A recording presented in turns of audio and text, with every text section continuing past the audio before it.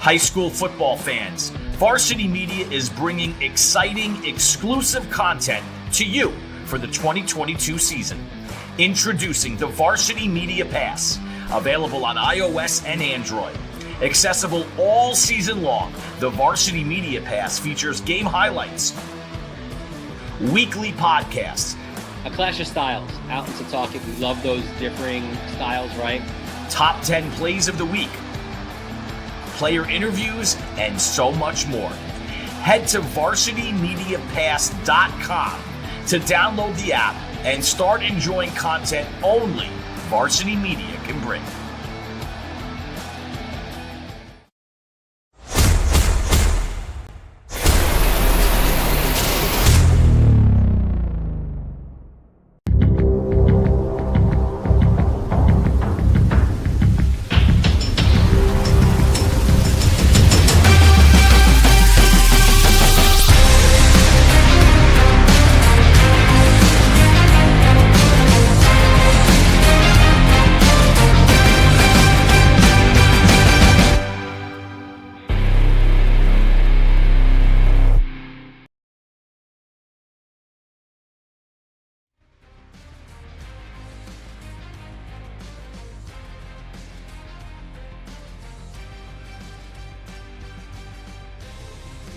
It's a battle of undefeateds in the CHSFL. It's a Sunday afternoon showdown as the number 6 Holy Trinity Titans take on the number 15 Kellenberg Firebirds on the Varsity Media Sports Network, presented by Catholic Health.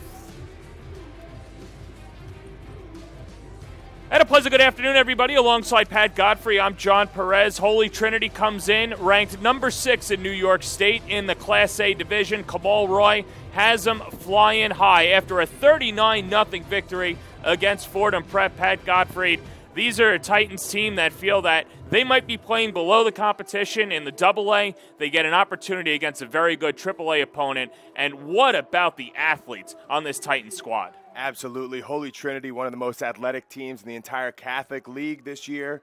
Last year, coming off an incredible season in which they won the AA2 title.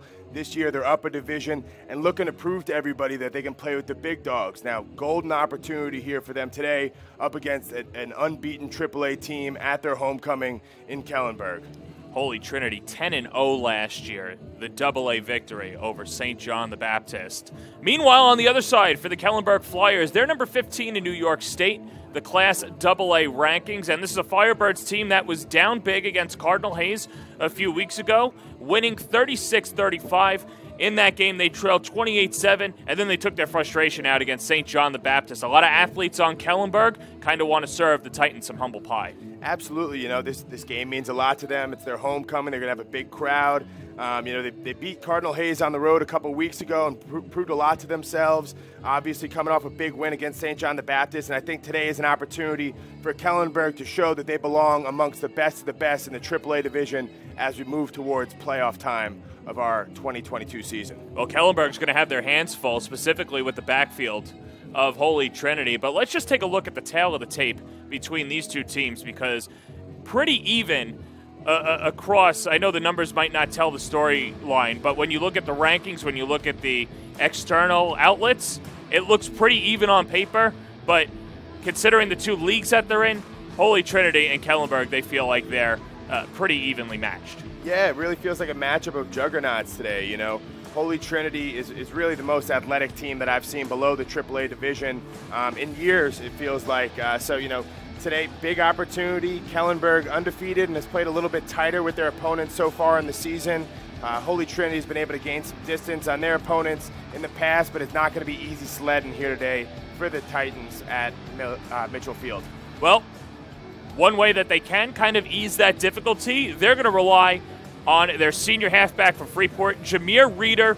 43 attempts this year, 379 yards, 6 TDs. He's the complete package. Absolutely. You know, Coach Roy said going into this game that if they had 22 Jameers, they'd be state champions.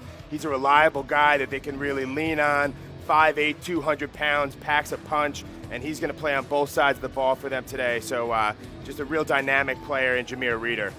Now, let's be honest. When we talk about the Catholic League, sometimes, myself included, we could be a little bit hyperbolic. But when you look at Kellenberg and what Sean Cannon's been able to do this year, we say that everybody does a little bit of everything. Sean Cannon has done everything this year. You look at the catches, the yards, and he's got 5 interceptions through the first 5 weeks this year. He's been unbelievable. Absolutely. Sean Cannon, the Amityville native at 6'2", 195 pounds, is a ball hawk in that secondary for the Firebirds. 5 interceptions, like you said, on the year, and a big contributor on the offensive side of the ball with already 4 touchdowns. So look to see Sean Cannon making a difference all day long if Kellenberg's going to emerge victorious. Firebird Nation is ready to go. They've been in here since 11 a.m. We're packed to the gills at Mitchell Field. A showdown, Titans and Firebirds, and it's all coming up next on the Varsity Media Sports Network. You're watching the Varsity Media Sports Network, the home for New York high school sports. At Catholic Health, when we see our island, we see extraordinary life. The most extraordinary of which is you. It's because our Catholic faith places the highest value on people. All people. It's the inspiration for our exceptional medical care with unmatched compassion. And it's why at Catholic Health you're more than a patient. You're someone's family, best friend, and a neighbor to us all. Long live Long Island. High school football fans, Varsity Media is bringing exciting, exclusive content to you for the 2022 season. Introducing the Varsity Media Pass, available on iOS and Android. Accessible all season long, the Varsity Media Pass features game highlights, weekly podcasts, A clash of styles, out in Setauket. We love those differing styles, right? top 10 plays of the week, player interviews, and so much more. Head to varsitymediapass.com to download the app and start enjoying content only Varsity Media can bring. One more time. Come on, one more. One more. One more. Running stance. 2, 1. One more, man. Oh man. All right, little bro.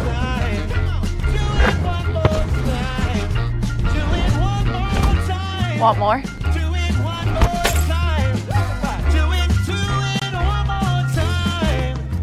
If you're an event organizer looking for a media company to cover live streaming, action photography, and game video for your event, look no further. Varsity Media travels throughout the Northeast covering weekend tournaments, showcases, and championships. Contact us today to learn about our services and packages at 516-403-2050 or visit us online at varsitymedia.net.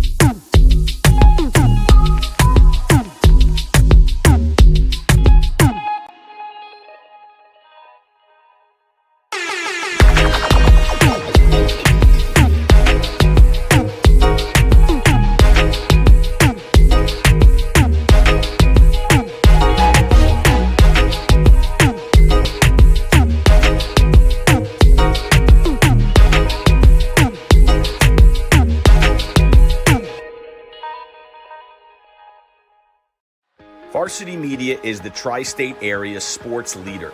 We offer an array of services for any team, coach, player, athletic director, and parent. From game film to live streaming, we are available to cover your event anytime, any place. Looking for an enhanced experience? How about a professional broadcast with multiple camera angles, announcers, graphics, and instant replay? Need a highlight reel? We produce individual highlights for college recruiting and team highlight videos for end-of-season banquets. And when it comes to social media, nobody has you covered better than us.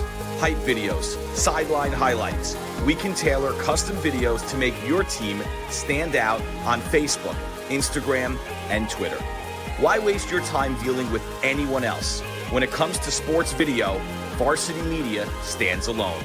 Contact us at 516-403-2050 or online at varsitymedia.net. One more time. Come on, one more. One more. One more. Running stance. 2, 1. One more, man. Oh, man. All right, little bro.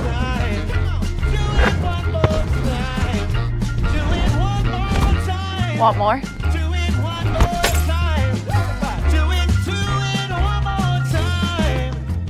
For the best action shots and the best angles, look no further than Varsity Media. Our experienced photographers capture your athletes' best moments right from field level. Plus, we offer great keepsakes like bobbleheads, posters, plaques, and prints. For more information about Varsity Media's photography services, contact us at 516-403-2050. Back here at Mitchell Field, Holy Trinity winning the toss. Kellenberg, though, after the deferral, will receive the opening kickoff.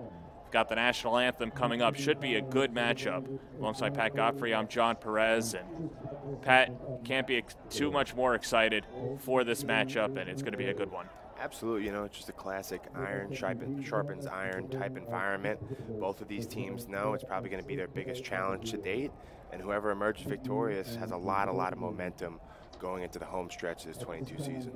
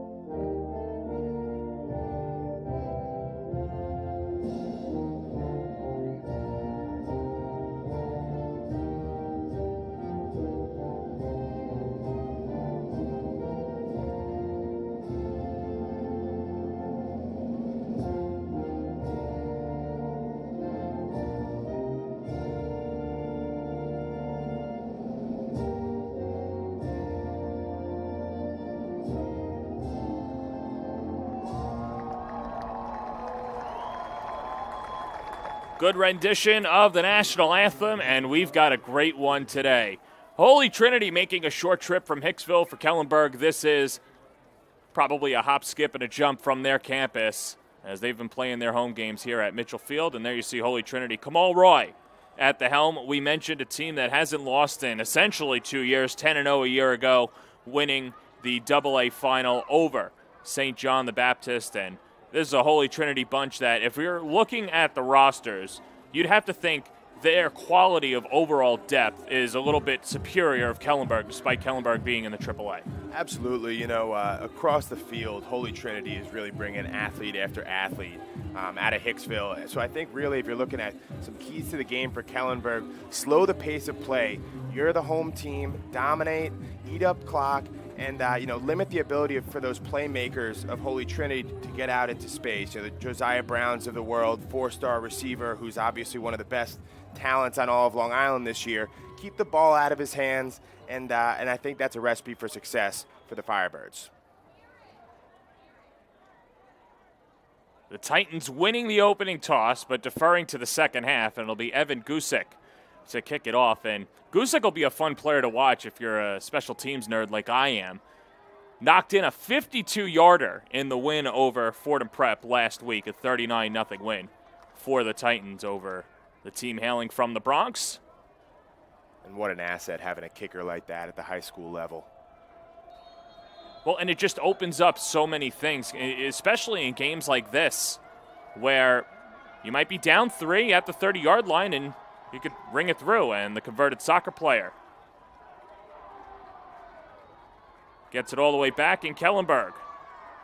Returns it. That's Peter Sluka, the senior, out of Locust Valley, setting up shop for the Firebirds at the 27-yard line. Well, there is Big Devin Page, the Penn commit, senior from Valley Stream. Video game-like numbers, knocking on the door of 1,000 yards through the first 5 matches this year. He's been unbelievable, Pat. Absolutely, just the leader of this Kellenberg team. Everything goes through Devin Page. Obviously, Penn very excited to bring him onto their Ivy League campus next year, but for now, we get to enjoy getting to watch him play at the high school level. And he'll air it out on first down. Sean Cannon was the intended receiver, and good coverage out of Renal White. Well, we mentioned Cannon in the open. We mentioned how dynamic this Kellenberg offense is, coming off a 27-7 victory at St. John the Baptist. Devin Page, Ethan Cummings, Sean Cannon, Matt Watterson, and Michael McQuaid. Peter Sluka had the initial kickoff return. Matt Iannicelli, Luke Fifield, Paul Anderson, Brendan Jones, and the younger brother, Dylan Page, protecting Devin on the front lines. One thing to note going into this game, I'm a former offensive lineman, John. This Kellenberg offensive line is a big group, a mean group. Going to look to get a push. Well, the first opportunity for Cummings, he gets stuffed. That was Chris Bacon on initial contact. And let's meet this Holy Trinity defense, who has only allowed 56 points this year. And by the way, Pat, they gave up 42 of those points against Immaculata. They've been pitching shutouts all year. Irvin Briggs, the UConn commit. Zayden Michelle, Chris Bacon, Nick Parisi, Jameer Reeder, Mellon Williams, Jaden Simpson, Chad Case, Josiah Brown, Renal White, and Andre Curtin. Yeah, it feels like we're still waiting to find out, can New Yorkers score on Holy Trinity? Here's Page, flushed out of the pocket, and he'll take it himself. On 3rd and 10, he's got a first down, Devin Page. And they might say that he stepped out just short of the first down marker. But a big pickup and the explosiveness we see early on by Mr. Page. Yeah, it's something Holy Trinity is really going to have to keep in mind early in this game. You see big Chris Bacon, number 11, takes the inside go, coming off the edge, but gives up that edge contain. Big Devin Page is going to make you pay for that one, but looks like they came up a little bit short. Well, Page back out there on 4th and short. It's a Kellenberg team that's not afraid to go for it. They're going to do so this time. Inside handoff. So the Firebirds get across. That looks like it's going to come down to the spot. That's about as close as it gets, John. That was Jack Ligerzuski, the senior from Oceanside. Interesting call by Coach Micey coming out of the gate. They're in their own territory on their own 38-yard line. I think, that shows some of the confidence that he has in his offense to get those hard-fought yards right there behind a big offensive line. So the call on the field looked as if it was first down. Now the head official is saying his own timeout, and they're going to call out for a measurement. And in a game of inches, by my eye, it looks like it's right there. This is going to be a critical turning point early on in the game with the kind of field position that Holy Trinity is poised to pick up. How about that? The nose gets the first down, and Holy Trinity is not happy with it, saying, well, he's not in front of the line. But if the nose is on the pylon, then that's enough to move the chains. And the gamble pays off for Coach Micey early. And I told you, Kellenberg is going to want to dominate the time of possession in this game, making a bold statement early on to pick up the 4th and 1, and it pays off for the Firebirds on their opening drive.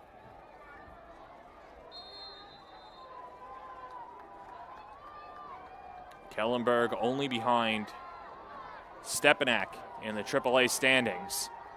Iona Prep knocking off the Crusaders, and a jump in front. And we'll get our first flag of the contest. And the encroachment looked as if Chris Bacon jumped offside. Well, and that's one thing, too, that Micey was talking about for Page and how he's developed is that hard count can really get anxious nose guards and D linemen to jump, and that sets up 1st and 5. We see it here in the first quarter. Especially, early in the game, this Holy Trinity defense maybe a little antsy, big crowd, away venue. Up the gut, and nowhere to go for Ethan Cumming, the senior from Massapequa. 11 carries last week, 37 yards, but a couple of touchdowns. He's averaging 6 yards a carry. And that's Jameer Reeder right there on the stop. We shouted him out pregame as a guy to watch for this Holy Trinity offense and defense, and making the big play right there on 1st down. Well, Pat, you hit it on the open, and just want to emphasize because Kamal Roy emphasized it. He said if he had 22 Jameer Reeders, he'd be state champions every single year. The work that he puts in. Rolling out, Page on 2nd down, firing over the middle, batted away. That was Jaden Simpson with the coverage. That's a great play right there by Jaden Simpson. Coach Roy said he's one of the best kept secrets on this whole Holy Trinity team. And dangerous pass right there from Devin Page. He's going to be glad that fell for an incompletion. And when you have wide receivers like Dylan Braithwaite and Josiah Brown, it's easy for Simpson to be overlooked. But there are plenty of teams in the Catholic League that would love to have a guy like Jaden Simpson, only a sophomore out of Brooklyn on their squad. 3rd and 5 from the 37, under 10 minutes to go, opening quarter. Hard count again, becoming a factor.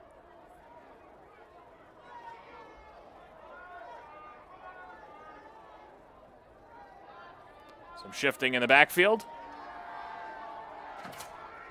This is Peter Sluka airing it out. And the pass incomplete. Claude Albert Makalele, the intended receiver. And a whistle and a flag in the backfield. Interesting approach to start off this game from the Kellenberg offense. I was expecting them to maybe try and jam it up the middle a little bit, establish some tone behind that big offensive line that averages about 270 all the way across. On the flip side, it actually looks like they're looking to establish the deep threat, get downfield, and stretch it. They haven't hit on any of those home runs yet, but we'll see if that keeps the Holy Trinity defense honest and maybe opens up the running game later on.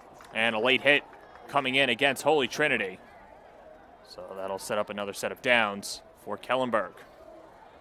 Well, not out of the ordinary to see Sluka heaving the ball for Kellenberg. Of course, the younger brother of Matt Sluka, now playing at Holy Cross. And Peter, a guy that can chuck it as well. And it's just a good little wrinkle into this Kellenberg offense that at times can be very unpredictable. And when you've got two guys that can throw the ball, it certainly opens up things like that last play, but also special teams wise, and just adds another realm of dynamicism for Kellenberg.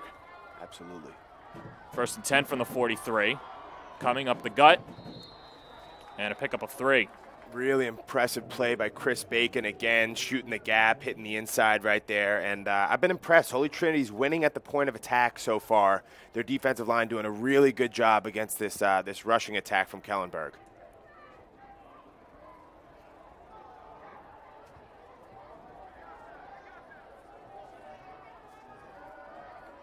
Second down and 8 after the roughing the passer, giving a new set of downs to Kellenberg. Holy Trinity not exactly happy with the play clock. And Devin Page calls his own number, chugging ahead. And Page close to that 1st down marker. Gets stopped just outside the 30. Great patience right there from the senior quarterback, Page, to wait behind his pulling lineman. You're going to see number 78 right there, Brendan Jones, kick out, the really good block, and that patience affords him the opportunity to get downfield, pick up the 1st down. Brendan Jones, a senior from Franklin Square, volunteered his time at the Kellenberg Open House, was showing people around the campus, got some compliments by prospective parents, and now he's just shoving dudes on a Sunday. Yep, 6'2", 305, and makes a big impression. Page scrambling, heaving, and throws it away. Good pressure by Holy Trinity. even though he's unable to bring him down there. Irvin Briggs, number 75, defensive lineman for Holy Trinity, doing a great job. He's 6'4", 250-pound senior, and caused a lot of chaos on the inside for opponents. So if they're able to continue to get in the face of Devin Page, that bodes very, very well for this Holy Trinity defense. You have a flag down. Not sure if this is intentional grounding or wait to see the official call. Page was out of the pocket, didn't have a receiver in the vicinity. And there it is. So they'll push Kellenberg back. And second down upcoming. Always one of the toughest things, right, Pat, for a young quarterback, Page, even though he's so developed. Still at the high school level, you just want to throw the ball away. You don't want to take a sack and get your team out of field goal range, and kind of tough to do for Page. Yeah, it's an honest mistake. He's obviously an Ivy League commit, so, he knows that's one that he'd like to have back, but sometimes just your instincts take over. Sean Cannon, upended. Andre Curtin with the hit. And a takeaway. Saw Chad Case in there as well. This Holy Trinity defense is anxious to get off the field, but I've been really, really impressed with the way that they're bringing it from a physical perspective. Look at this right here. Curtin flying up. And you love seeing a cornerback throw his shoulder in there, get physical. And a flag after the play. We'll move Kellenberg up.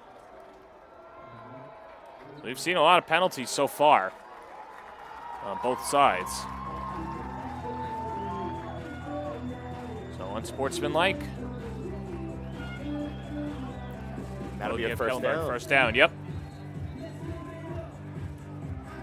Now, Holy Trinity playing well out the gate, but shooting themselves in the foot repeatedly on this drive. When you're an away team and playing up a division, you really want to limit those mental mistakes. Something they're going to need to clean up if they're going to want to walk away unscathed and protect that 15-game winning streak. So we got a timeout on the field. We'll take a timeout as well. No score. 3.5 in the books here at Mitchell Field. You're watching the Varsity Media Sports Network, the home for New York high school sports. At Catholic Health, when we see our island, we see extraordinary life. The most extraordinary of which is you. It's because our Catholic faith places the highest value on people. All people. It's the inspiration for our exceptional medical care with unmatched compassion. And it's why at Catholic Health you're more than a patient. You're someone's family, best friend, and a neighbor to us all. Long live Long Island. You're watching the Varsity Media Sports Network, the home for New York high school sports. 8:33 to play in the first quarter. Alongside Pat Godfrey, I'm John Perez. You're watching CHSFL football presented by Catholic Health on the Varsity Media Sports Network. And so far we've seen Kellenberg not afraid to throw the ball. Page has been efficient, but how about the front line for Holy Trinity? Really, really impressed with the physicality out of that front three for the Titans defense. They're doing a great job at the point of attack and really shutting down any efforts on the ground for Kellenberg. The only thing really so far is got to avoid those costly mistakes, which are the reason that they're still on the field in this extended drive. And Kellenberg not exactly in a rush either. And that was some of the gripes of the coaching staff for the Titans, saying, how long is this play clock? Because Kellenberg, it looks as if they'll call one play and then go back looking at the sideline and call a different play. Page, selecting his own number on 3rd and 7 from the 30, gallops ahead, and he's wrestled down just shy of the first down marker.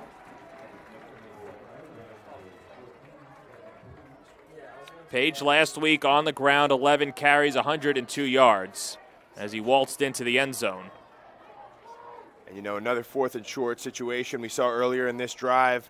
Coach Micey elect to go for it on 4th and 1 in his own territory.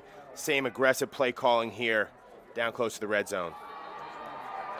Flag afterwards, and we'll get an offside on Holy Trinity. There's that hard count again, and Devin Page, the Ivy League commit, using his brain over brawn to get the first down. Absolutely. Story of the drive so far. They've been methodically marching down, but not really able to continually do anything in the passing game or the running game. Really more so just drawing penalties from Holy Trinity to get this far down the field for Kellenberg.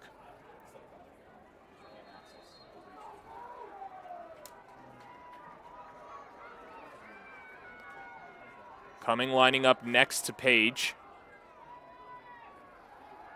Page airing it over the middle. It's tipped and knocked down. Good coverage by the secondary for Holy Trinity. That's Mellon Williams again. He had the big hit on the other side and first batted ball of the afternoon. Absolutely. Williams, the Valley Stream native, the good showing so far today. He's a senior and one of the more underrated guys on this defense, but already making an impact here. 15 tackles on the year, including 2 sacks for Senor Williams, and I'm sure he feels that he should have had that pick. Yeah. 2nd and 10 from the 18. Page running near side, take it down. That's Curtin again. Second time we've mentioned Curtin on this defensive stand, and Andre Curtin, one of the guys that is just as fast as Josiah Brown and Dylan Braithwaite, and you could see his speed helping out on defense. Yeah, the offensive line running a full zone here, just trying to get run into the sideline and hope that their quarterback can get the edge. Unfortunately for Kellenberg, Andre Curtin wanted no part of that and, brings down Page for the tackle for loss. Big 3rd down coming up.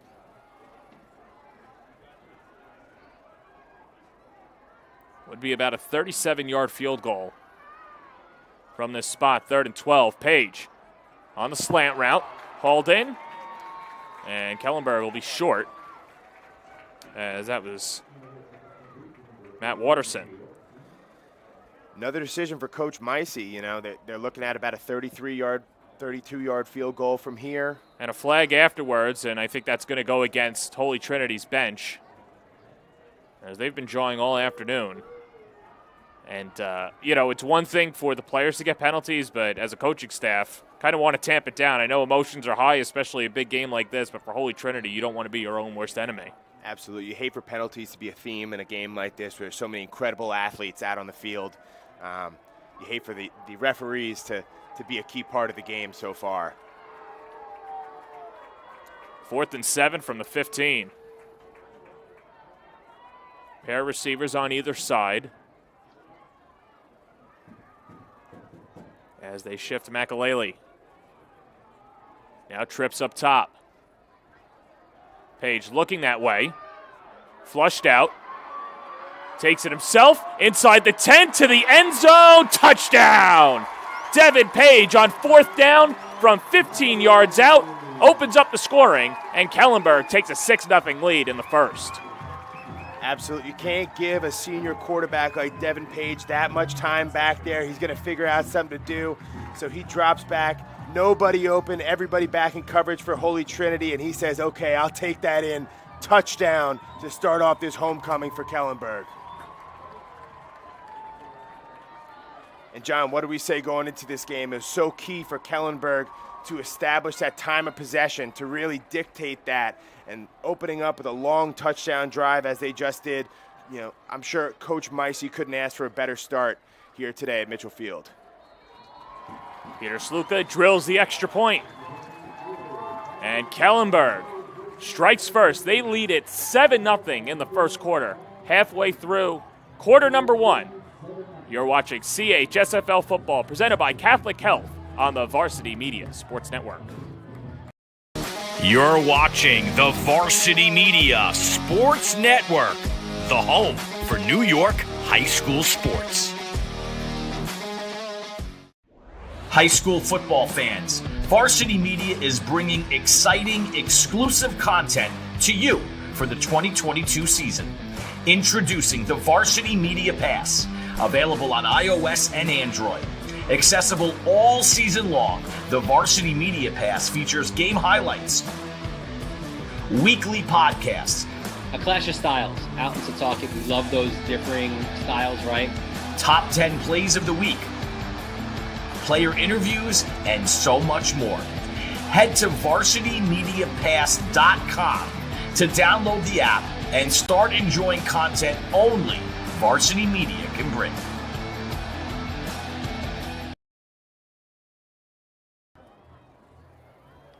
A 7-0 lead for the Kellenberg Firebirds.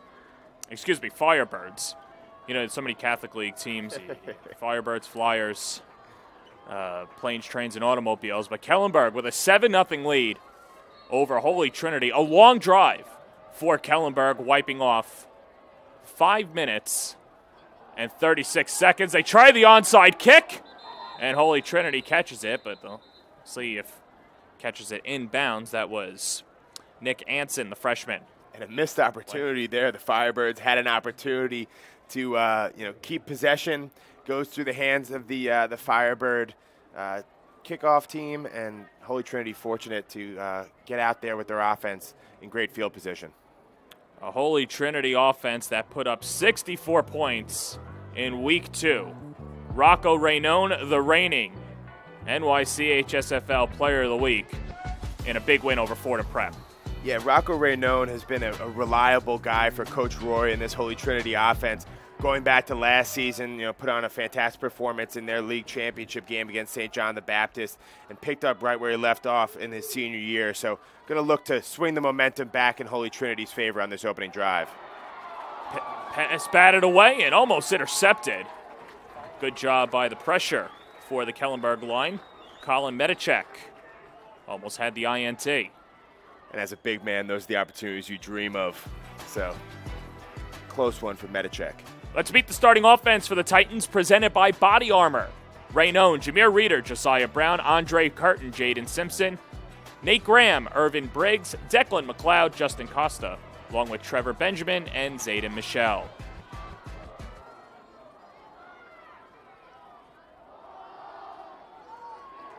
Give up the middle, and Reeder's got nowhere to go. Looks like Chris Moore on the tackle there, the senior linebacker for Kellenberg from Massapequa, New York. Real tough guy coming up the middle, making the stop. Has football interest from Amherst and Trinity. And Moore leading the defense along with Dylan Page, Colin Medichek, Owen McDivitt, Isaiah Gittins, Chris Moore, Jack Ligerzuski, Patrick Conroy, Michael McQuaid, Sean Cannon, who does it all, Claude Albert McAlaley, and Nolan Langmuir. The Kellenberg starting defense presented, once again, by Body Armor. Feels like a big third down early in this game already, John. And Raynone goes to the flat. Reeder hauls it in. And a first down for Holy Trinity. As Reeder's so hard to stop one-on-one. He finally gets taken down by Ligerzuski, but he's like a Mack truck. That's the build of Jameer Reeder. Absolutely, and just such a nice safety blanket for Rocco Raynone. Drops back, nobody on his first read is open. Dump it off to your senior running back and let Jameer Reeder do the rest. Big pickup right there to move the chains for Holy Trinity.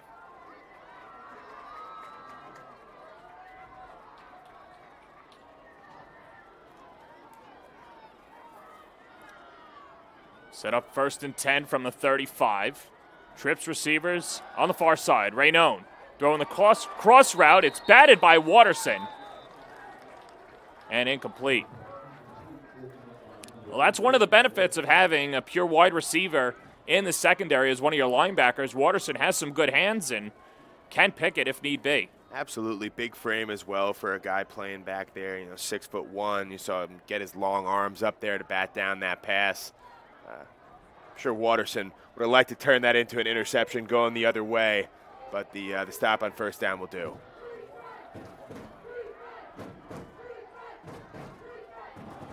Reeder, the carry, accelerating, spins around, and has a first down. A gain of a dozen for Jameer Reeder. And that'll move the chains for the Titans. And encouraging for this Holy Trinity offense to get something going on the ground here. You'll see Reeder just follow his blocks, hit that edge, and get upfield. North-south running is really what it's going to take for Holy Trinity if they're going to hope to match this Kellenberg defense. Kamal Roy has seen Jameer Reeder grow in front of his own eyes. Of course, at first seeing him in the youth football circuit, the Freeport Red Ravens, and then he said he was lucky to have him with the PST Lions. And on top of being a coach, he's a huge Reeder fan and just smiles when talking about him. Flag, sack, and we'll see what the call is. That, though, was Dylan Page.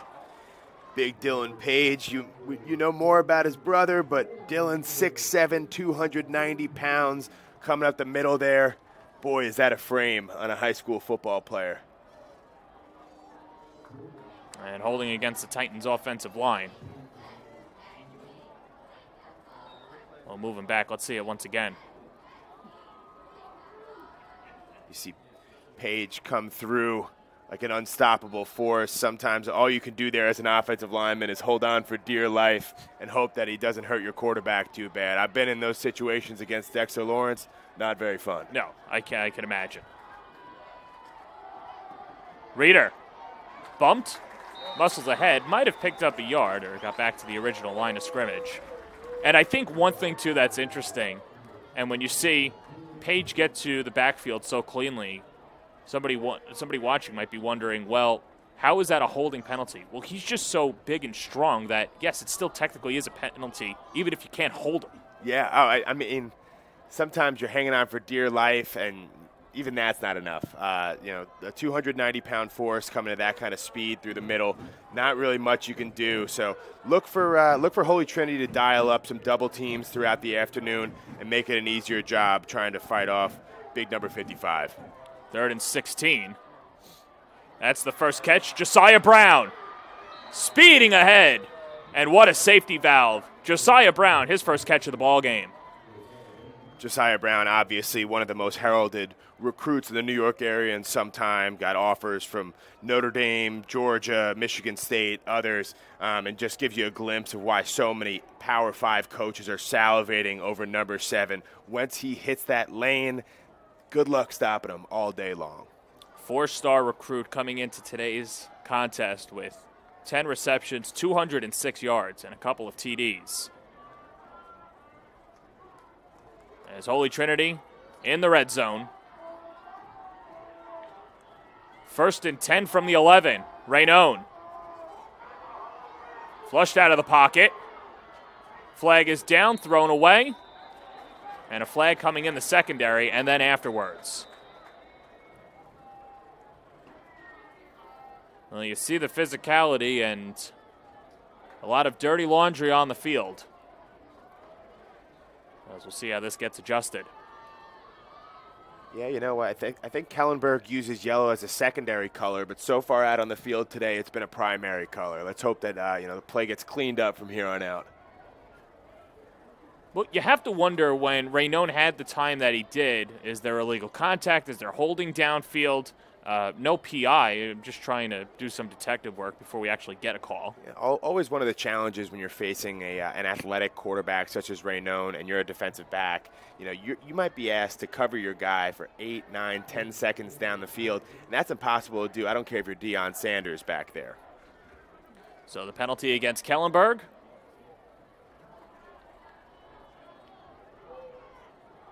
It's a big 1st and goal situation.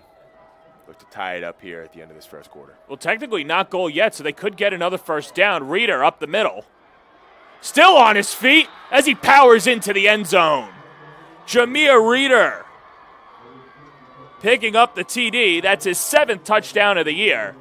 And the Titans waltz right down the field and strike back. It's 7-6. And Jameer Reeder shushing the crowd. This is a big statement coming back after that opening drive from Kellenberg. They needed a big response, and Holy Trinity right here gets it done. The senior running back, Reeder, right up the gut. Evan Glusick knocks it in, and we're tied at 7. Holy Trinity responds. 7-7 late in the first on the Varsity Media Sports Network. You're watching the Varsity Media Sports Network, the home for New York high school sports.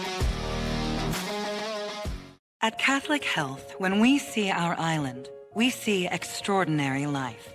The most extraordinary of which is you. It's because our Catholic faith places the highest value on people. All people. It's the inspiration for our exceptional medical care with unmatched compassion And it's why at Catholic Health you're more than a patient. You're someone's family, best friend, and a neighbor to us all. Long live Long Island.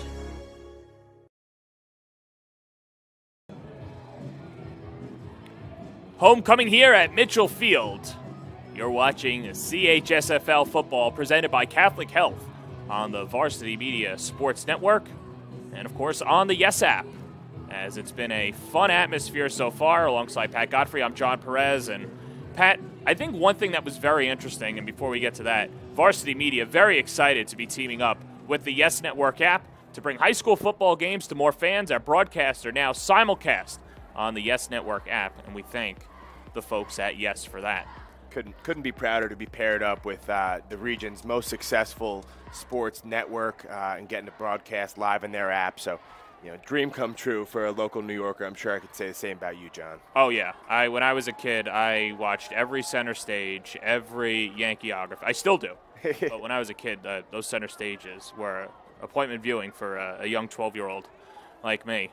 One thing that I wanted to bring up, Jameer Reeder on that touchdown. How about the patience, though? He saw that there was nothing up the middle, but then found a hole, and he was able to slide through, and that's what the great ones do. Yeah, that's one of the benefits of having a guy like Jameer Reeder with so much experience. They know between Reeder, Raynone, all those guys on the offensive side for Holy Trinity that they're going to find those opportunities if they're lying there and, waits behind his offensive line and gets north-south, which Jameer Reeder does so well.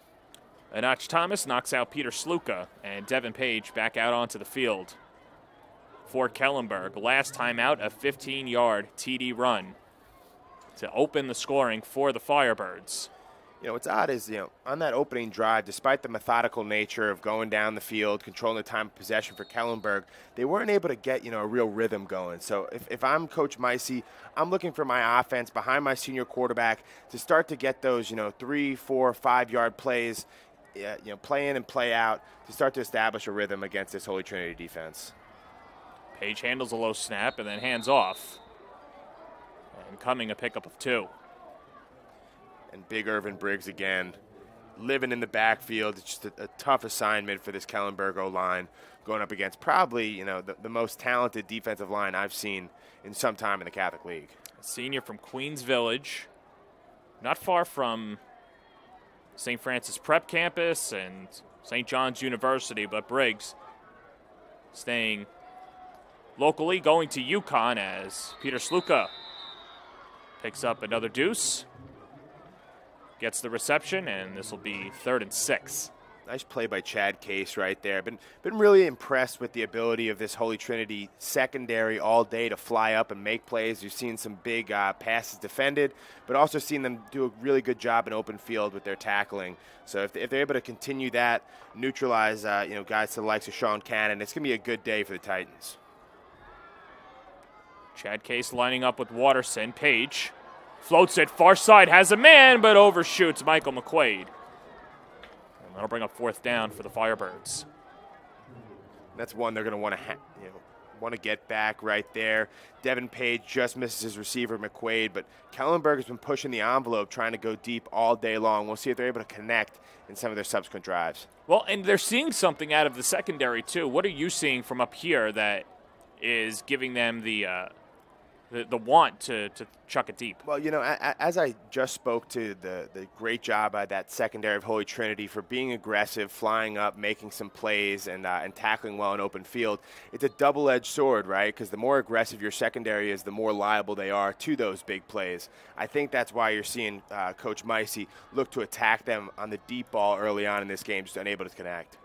Sean Cannon with a good punt. Josiah Brown. Flag is down. Brown going far side to the 30 and gets wrestled down just outside the 25. Josiah Brown jumps to the top of your head when you think about guys playing Catholic football right now that you wouldn't want to punt the ball to. Unsurprising to see him with the great return. Let's see what happens with the flag. And with some forward momentum, kind of like Devin Hester out there.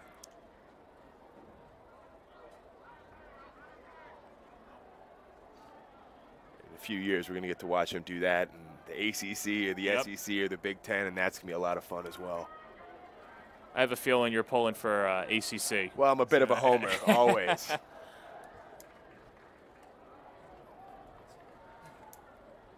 Also want to shout out this incredible crowd for Kellenberg today. They really pride themselves in bringing a 12th man out here to Mitchell Field, and you'd be amazed at the kind of turnout on the sideline here. This homestand has been rattling since the start, and I expect that to be the case all day long. Yeah, they've been here since 11 a.m. for a 1 o'clock kickoff, and the cheerleaders, the bagpipes were here as well. Parents funneling in. They're saying, who needs NFL football on a Sunday when you can watch the likes of these guys? Well, I'm sure half of them are Giants fans. They probably saw the score and got here and said, okay, well, that part of my day is done. And they're happy campers like me. What a great morning surprise. London calling for the New York Giants. 4-1 now. 27-22 over there, taking down Aaron Rodgers in the pack. Big start for the Giants. And some guys on the field today who might be playing on Sundays in a few years. Raynone wants to be one of them. So does Reeder. Up the gut, meets Sean Cannon and a slew of Firebirds. And picks up 9. I've been impressed. Jameer Reeder isn't the biggest guy by a wide margin out on the field, but he runs with such violence. Look at him look to deliver the hit from the running back position. This really kind of sends a message, and look for some bigger runs to start popping as we get towards the second half later on in the game, because it really wears down on a defense when you know you got to commit to that level to bring down a violent physical back like Jameer Reeder. Stop the clock. Looks we're going to get a measurement. Second time we've seen the chain gang come out this afternoon, and the first time it benefited the Firebirds, and Holy Trinity looking for that benefit right now. And just short. We'll set up 2nd and inches. It brings up a nice opportunity right here for the Holy Trinity offense to perhaps take a shot downfield. You're pretty confident in your senior back's ability to pick up one difficult yard. So maybe use this 2nd and short to go downfield, see if you can hit a guy like Josiah Brown on a streak. Look for them to perhaps open up the offense right here on effectually a free play. Only one catch so far for Brown, but a kick return. Reeder. Nowhere to go. Dylan Page, the takedown. Had 2 tackles for losses last week. He gets his first this Sunday.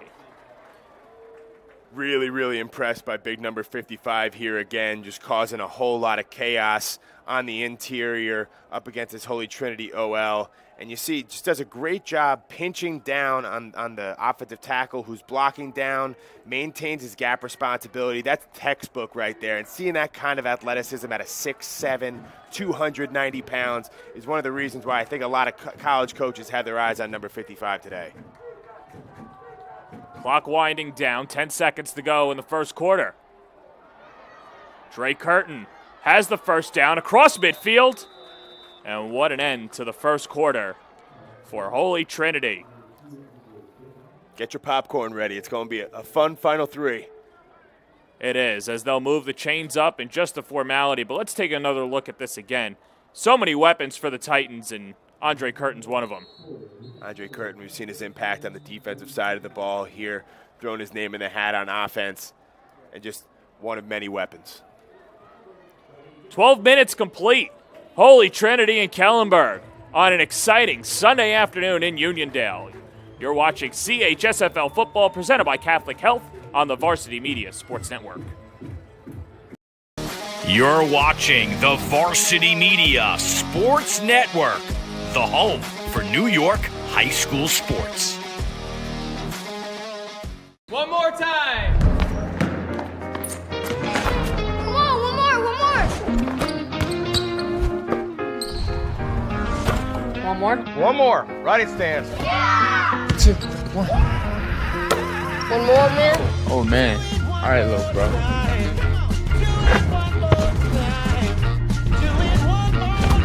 Want more?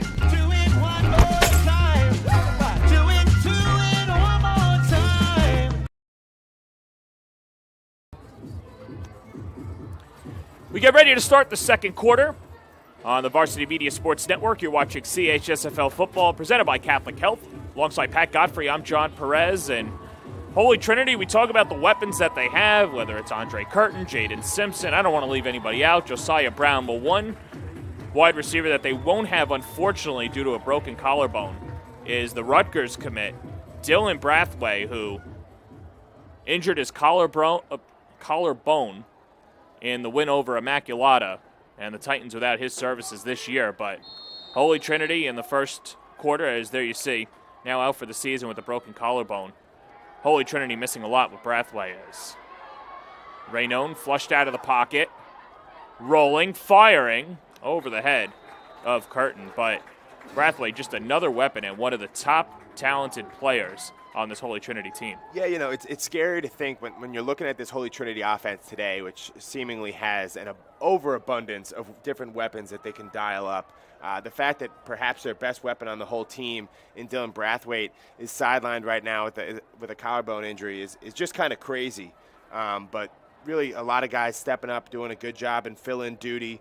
I think I'm not sure what his timeline for return is, but they're definitely missing, Big Dylan out there on the edge for the Titans offense. Well, out for the season. We'll see what happens playoff time, but you'd have to imagine with the Rutgers scholarship already in hand, going to play in Piscataway, that we probably won't see him the rest of the way, as Curtin makes the catch, has a first down, and more, finds the seam, touchdown! Andre Curtin turning something out of nothing, marches all the way down the field. A 45-yard touchdown catch and run, and the Titans go in front.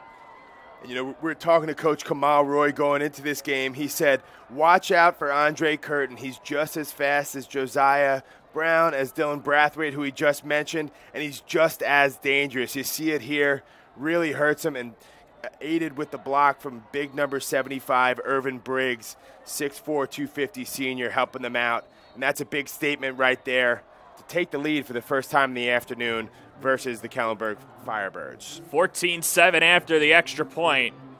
Andre Curtin showing out on the road.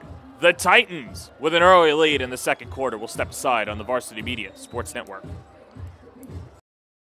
You're watching the Varsity Media Sports Network, the home for New York high school sports. At Catholic Health, when we see our island, we see extraordinary life. The most extraordinary of which is you. It's because our Catholic faith places the highest value on people. All people. It's the inspiration for our exceptional medical care with unmatched compassion. And it's why at Catholic Health you're more than a patient. You're someone's family, best friend, and a neighbor to us all. Long live Long Island.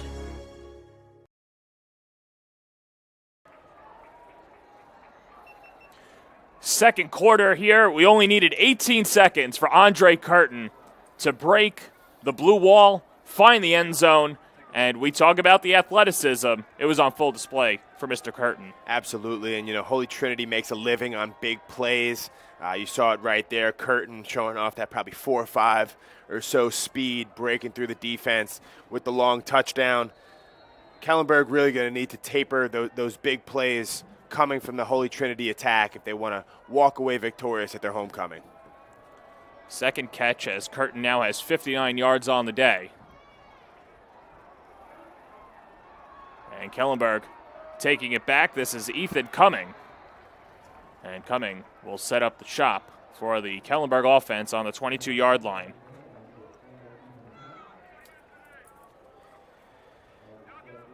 Kellenberg's first drive was able to really have a lot of success by deploying the QB run game. Devin Page, such a threat with his legs and the ability to throw. I'd look on this drive to see if, can they get Page into a rhythm a little bit and look to strike back down 7. Well, we talk about the passing ability for Kellenberg. In that first quarter, only 10 passing yards for the Firebirds, and we saw Peter Sluka have a heave in there as well, but Devin Page so far has gotten it done with his legs. And that's been the recipe for success for the Firebirds as they run it on first down and taken down. Ethan Cummings gets stuffed. Looks like Hopeton James right there off of the edge. And what a play. They're looking to pull their backside on the sweep. James obviously sitting on the backside and just reads the offensive tackle perfectly and able to make the big TFL.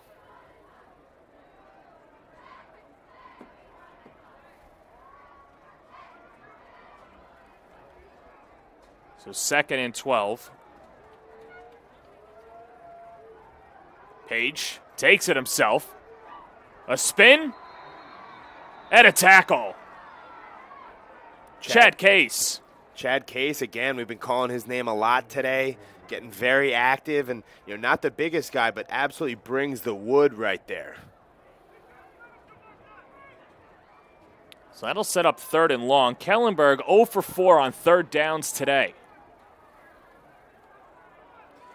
This, suboptimal situation, obviously, for Kellenberg, but look for Devin Page to get out to the edge and give himself 2 options of either throwing the ball or trying to run for this thing, because so far today, that's really been their greatest source of success on 3rd down, just using number 14 and his athleticism.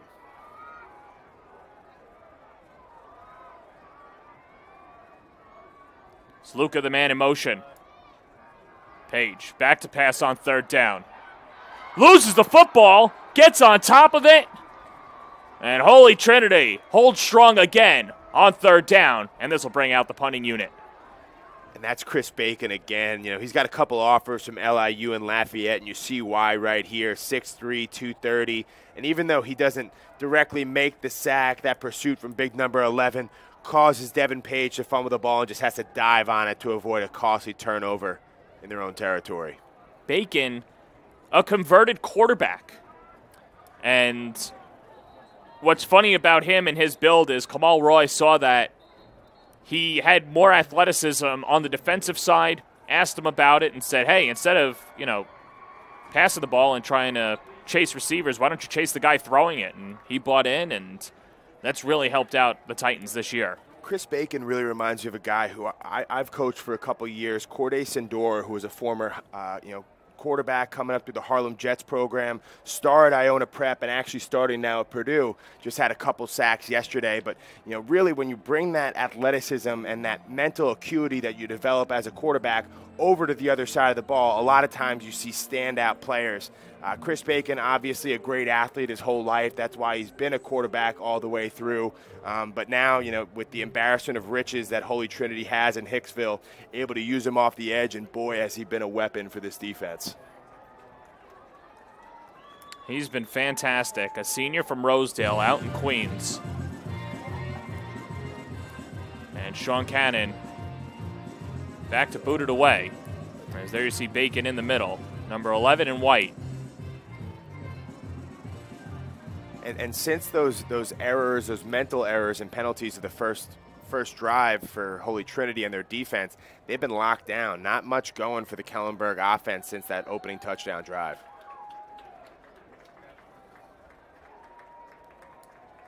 Fourth and 22 from the 8 as Cannon. Good punt. Muffed. Who's got it? Kellenberg says they do. Brown couldn't handle it. And Kellenberg gets second life. And some pretty good field position to boot.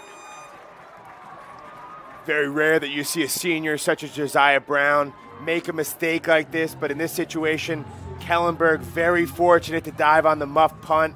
They're going to have some decent field position as they look to right the ship at their homecoming right here at Mitchell Field. That got the crowd energized. And it didn't look as if Brown did anything wrong other than take his eye off the ball, and quite frankly, that was the difference there. Sometimes that's all it takes, and that's a very undervalued position, your punt returner, and it's very, very difficult having to try and keep an eye on where the coverage unit is, whether you're about to get hit and smoked right in your face. Right there, just takes his eye off the ball for a second, and very costly for Holy Trinity. I know it's not going to count, but that's a fourth down play for Kellenberg today that is converted into a first down. And Kellenberg getting a break and another opportunity against a vaunted Holy Trinity defense.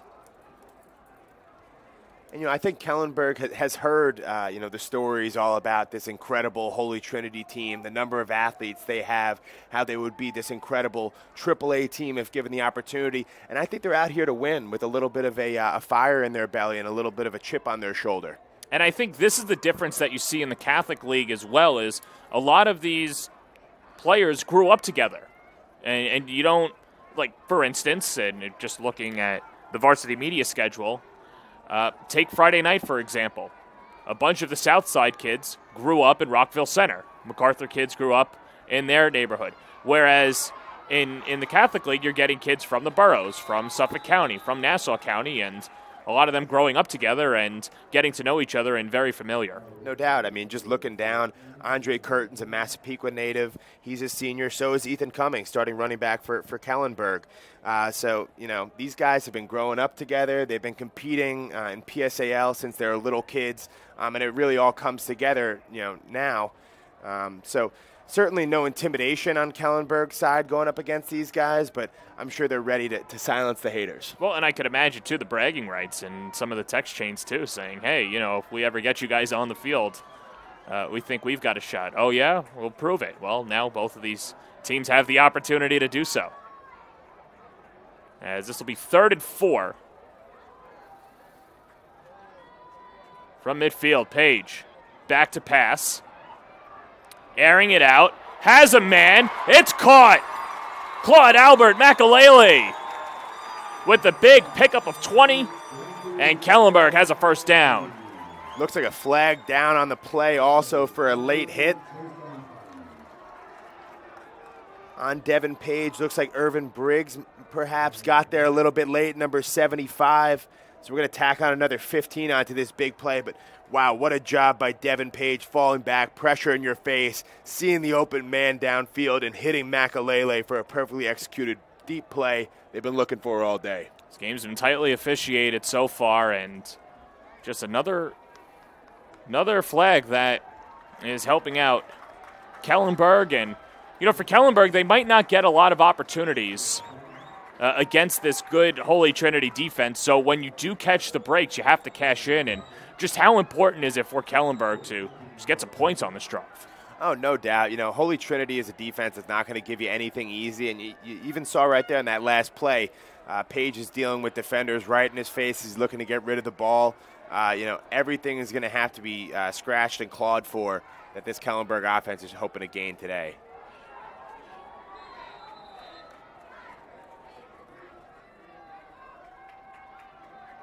Cummings marches forward. A little bit of that old Jim Harbaugh Stanford offensive set. Just getting 9 guys in the line of scrimmage.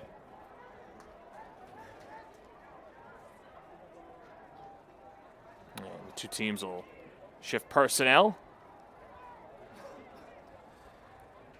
We're only in the second quarter, but this really feels like a make or break drive for Kellenberg here. This Holy Trinity offense has been absolutely on fire the last couple drives. Kellenberg with their chance to respond, because I get the feeling that, it might be type of game where whoever has the ball last wins. And Holy Trinity winning the toss, deferring, so they'll get the ball to start the second half. We'll see where we are at that point. Page going behind some blockers, still on his feet, marching forward, and should have enough for a first down. I mentioned his name earlier, but big Brennan Jones for Kellenberg, 6'2", 305 out of Franklin Square. Does a great job here pulling and opening up a lane for his senior quarterback. I can tell you as a former guard, it's not easy to get around and stick the right guy, but when your linemen are able to pull and block in space well, it opens up so many things for your skill guys for Kellenberg.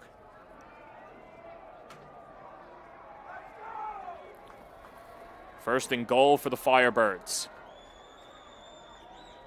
They bunch everybody in the middle. There's Cummings again, powering forward, and he gets halfway home. Cumming, a big back in his own right at 6'2", about 200 pounds. They're looking to pound him up the middle. Let's see what they do with 3 more snaps to try and punch this one in.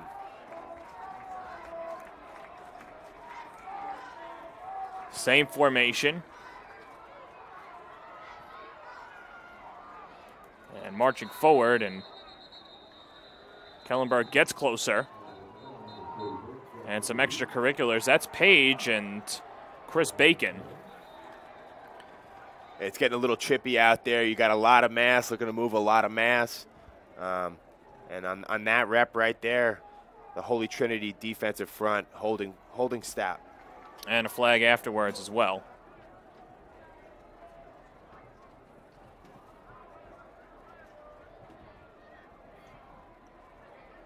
And this is a big penalty for whoever it is. We'll see where it's spotted, but Holy Trinity has a player down, as that's Chad Case, number 10.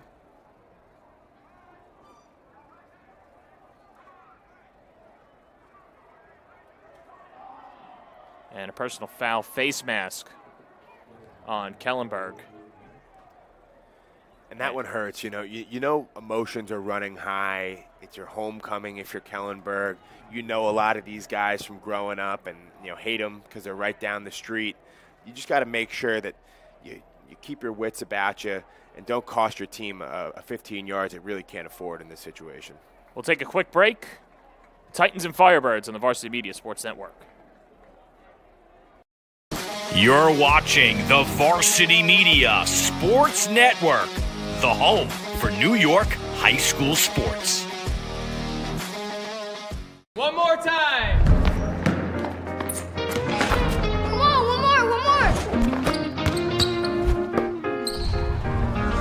Come on, one more. One more. Righty stance. Two, one. One more, man. Oh, man. All right, little bro.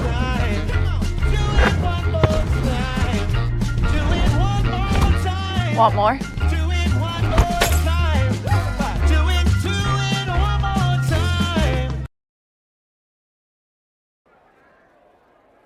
Back here on the Varsity Media Sports Network, alongside the exterminator Pat Godfrey, I'm John Perez, and after a personal foul penalty pushing Kellenberg back, it'll be 3rd and goal from the 18-yard line. Some room to pass now for Devin Page. As he rolls out, he's been pressured pretty much the entire first half. Now flings it to the back of the end zone, incomplete. And another Holy Trinity player down, that's Zayden Michelle. Really looks like Kellenberg is adopting, the old model people used to use to try and block LT against Chris Bacon. He's getting a chip on every single play and still causing chaos back there. He, Bacon forced Page out of the pocket, rush the errant throw.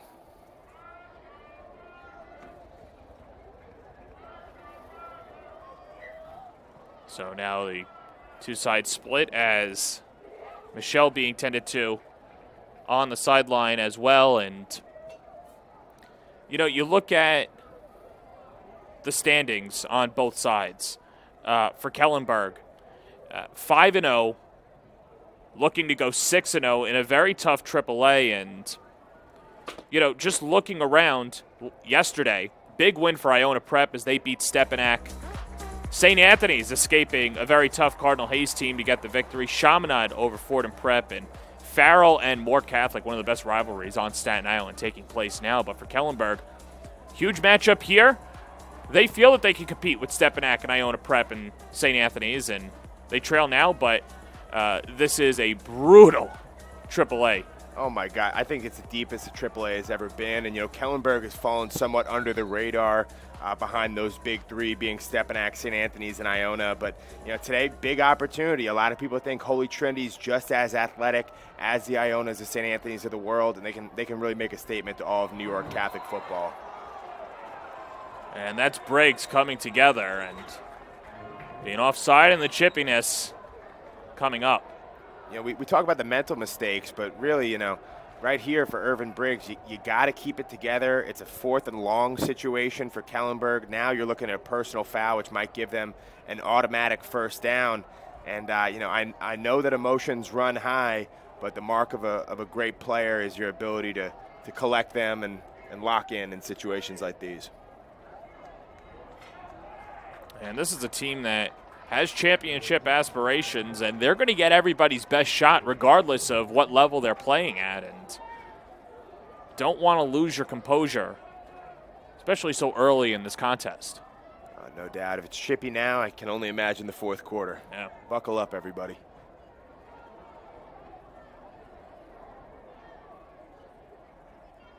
So Page awaiting the signal as the home stretch for Kellenberg. Homecoming this afternoon. Iona, Prep, Stepanak, and Farrell the rest of the way. 3 receivers up top for Page as he rolls out. Fires to the end zone. Almost intercepted, but incomplete. That was Drake Curtin, almost with the INT. And 4th down now for the Firebirds. Actually, John, I believe that was 4th down right there, so that's going to be a turnover on downs for Kellenberg. Really costly for them here. You know, they wanted to walk away with some points, hoping to respond to this, Holy Trinity Titans offense has been on fire the last couple drives. But, now it's flipped over, and it's really handed over to the Kellenberg defense. Hey, the ball's on the 12-yard line. If we can get a stop here, we can give our offense great field position. Are they able to buckle down and do something they haven't been able to do the last couple drives, which is stop this, potent attack for Holy Trinity?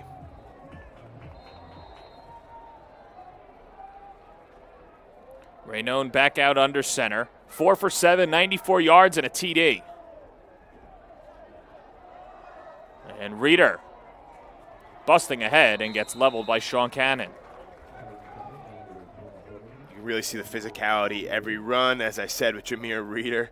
But that time around, Sean Cannon saying, hey, I'm a senior leader here too. I know how to bring the wood with a big stick to start off that drive. And a player down for Kellenberg is Jack Ligerzuski. So while he gets tended to, you look at the Holy Trinity standings, and a very tough AA as well. And we've seen a few of these teams on the Varsity Media Sports Network, but Holy Trinity technically ahead of St. Joe's by the Sea. St. John the Baptist, more Catholic, which is in a good battle with Farrell going on right now. And, of course, always tough at the bottom. Prep, the 2 preps, Fordham Prep and St. Francis Prep, to go along with St. Peter's. They give everyone their best games. Absolutely. Holy Trinity playing up a division from last year and not losing a step.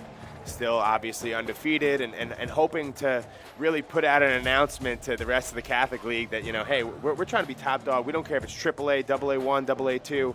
Whoever you line us up against will win. And I think that's kind of Kamal Roy's mentality coming out of Hicksville. So far this year, they appear to be the class of that AA1 division. I mean, when your first 2 weeks of play, outscore your opponents 94-8, and then win at Rutgers against Immaculata. I'd say that makes a statement. I'd say so. Raynone going short. This is Jaden Simpson. And he'll pick up the 1st down. Or they'll say he was just short. And fortunate that the old carpet monster catches Jaden Simpson here if you're a Kellenberg fan, because he had some real estate to run with, and just another dangerous young guy, only a sophomore, who once he gets out in space can really do a lot of damage. And split time in the rotation of wide receivers last year, but has certainly earned the bill as a starter this season. 3rd and 1. Here's Reeder. Piling forward. Should have enough for a 1st down. And the takedown by Chris Moore. That's a tall order, trying to stop Reeder for less than 1. Senior, per usual, falls forward and moves the chains.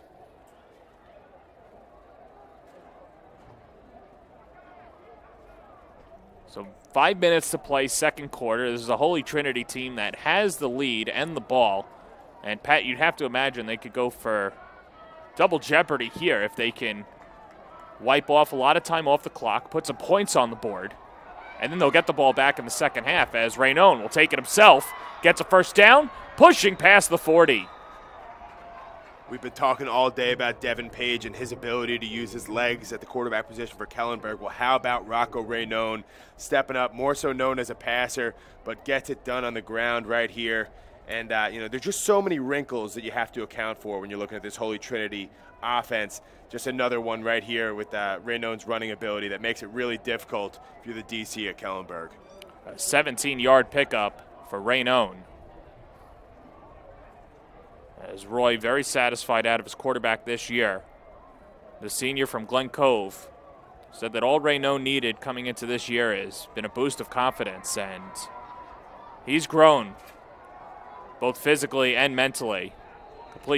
Almost completes the pass, but it goes out of the hands of Brown. Second drop we've seen from Brown. He had the muff punt and almost had a big pickup, but couldn't haul it in. Nice job by Patrick Conroy, the senior linebacker for Kellenberg, in coverage.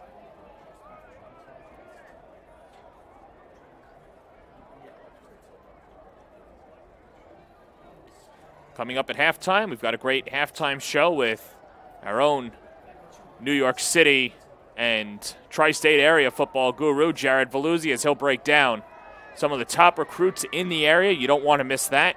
I'm sure we'll see a couple of names from this contest and around the rest of the Catholic League. As Raynone on second down, firing over the middle. There's Brown making up for it, galloping to the end zone, 10-5 touchdown. Josiah Brown redeeming himself, and Holy Trinity tacks on. It's just a perfectly placed ball by Rocco Raynone, hitting Brown right in stride. He gets that step, and once Josiah Brown has a step on you, forget about it. One of the fastest guys in all of New York State, and that's 7 right there. 59 yards to the house for Josiah Brown, his third TD of the year, as Holy Trinity spoiling homecoming in the first half. And they lead it 21-7 with just over 4 minutes to go. You're watching Varsity Media's coverage of the CHSFL Football League, presented by Catholic Health. You're watching the Varsity Media Sports Network, the home for New York high school sports. At Catholic Health, when we see our island, we see extraordinary life. The most extraordinary of which is you. It's because our Catholic faith places the highest value on people. All people. It's the inspiration for our exceptional medical care with unmatched compassion. And it's why at Catholic Health you're more than a patient. You're someone's family, best friend, and a neighbor to us all. Long live Long Island.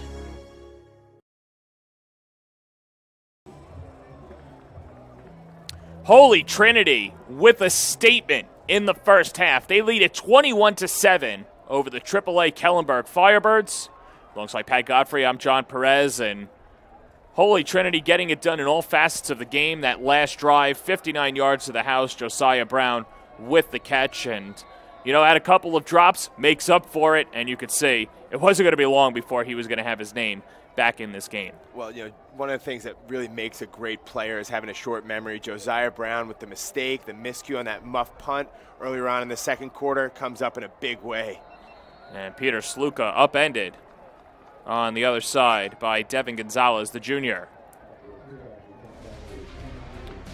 Well, fans, be sure to download the Varsity Media Pass for continued coverage of the Catholic League and all coverage across Long Island. On the Varsity Media Pass app, you'll get top 10 plays, highlights, podcast interviews, and much more. It's available now on iOS and Android. Visit varsitymediapass.com to download the app today. And really, I'd argue no streaming bundle is complete without the Varsity Media Pass. If you got Hulu, if you got Netflix, you got Amazon Prime, make sure you get out there and take care of business. Varsity Media Pass, your ultimate source for top-notch New York high school football coverage. And you've been on there, too, a couple of podcasts. If anyone wants exclusive messaging from Pat Godfrey, that's the source. Oh, absolutely. I have a fun time every chance I get to talk a little bit of high school football, especially this year when you're talking about the plethora of really, really solid teams in the Catholic League. It's been fun, and really, as you said, no better way to consume all the high school football you can than via that Varsity Media app. Well, Devin Page has his work cut out for him. trailing by 14. This is a Firebirds team that trailed Cardinal Hayes a few weeks ago, 28-7. Now, we know that Holy Trinity doesn't have the personnel that Cardinal Hayes does, and you can make your arguments there, but tough sledding to go for Kellenberg. But an early completion to Matthew Watterson. Busting up ahead, he gets past the 35. And I like that play call to open up the drive. You know, Dabo Sweeney used to always say when we were worried about coming from behind, you know, how do you eat an elephant? One bite at a time, right? You're not going to be able to score 2 touchdowns on this drive and pull it to a tie going into the half. But you know what you can do? You can establish a rhythm. You can get moving. And, you know, one bite at a time is really going to have to be the approach for Kellenberg from here on out.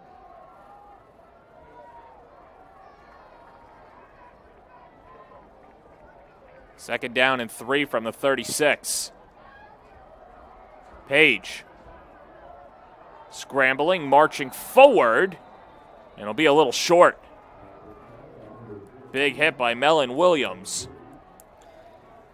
And the open field tackling has just been really impressive. You know, a lot of times you don't see Devin Page fail to get this corner. If he wants a corner, he takes it. But you'll see right here, Williams flying up. Just a really good job. Actually appears might have been Chris Case, number 10 on that tackle. And good to see Case back out there after being shooken up before.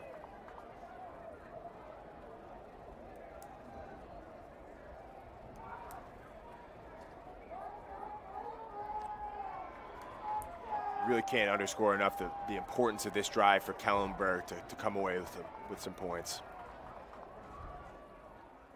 On third down, Page looks back and gets the instruction.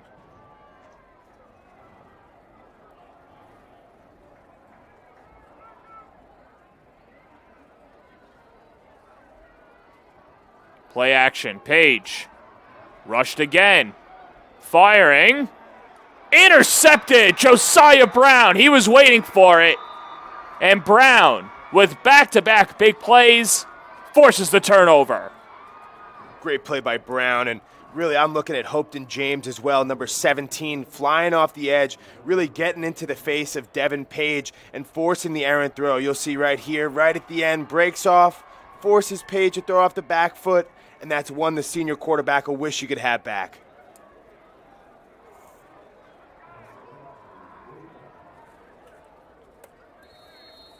So after that opening drive for Kellenberg, really not much going on offense. The Holy Trinity defense appears to be settled in.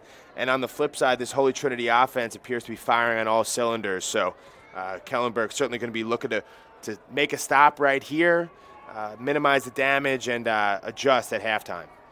Raynone lets it go, and just out of the reach of Andre Curtin. Well, Raynone now 6 for 11, 157 yards, 2 TDs. And it certainly helps when you've got Dre Curtin and Josiah Brown. Trying to pick Curtin now for his second TD of the day.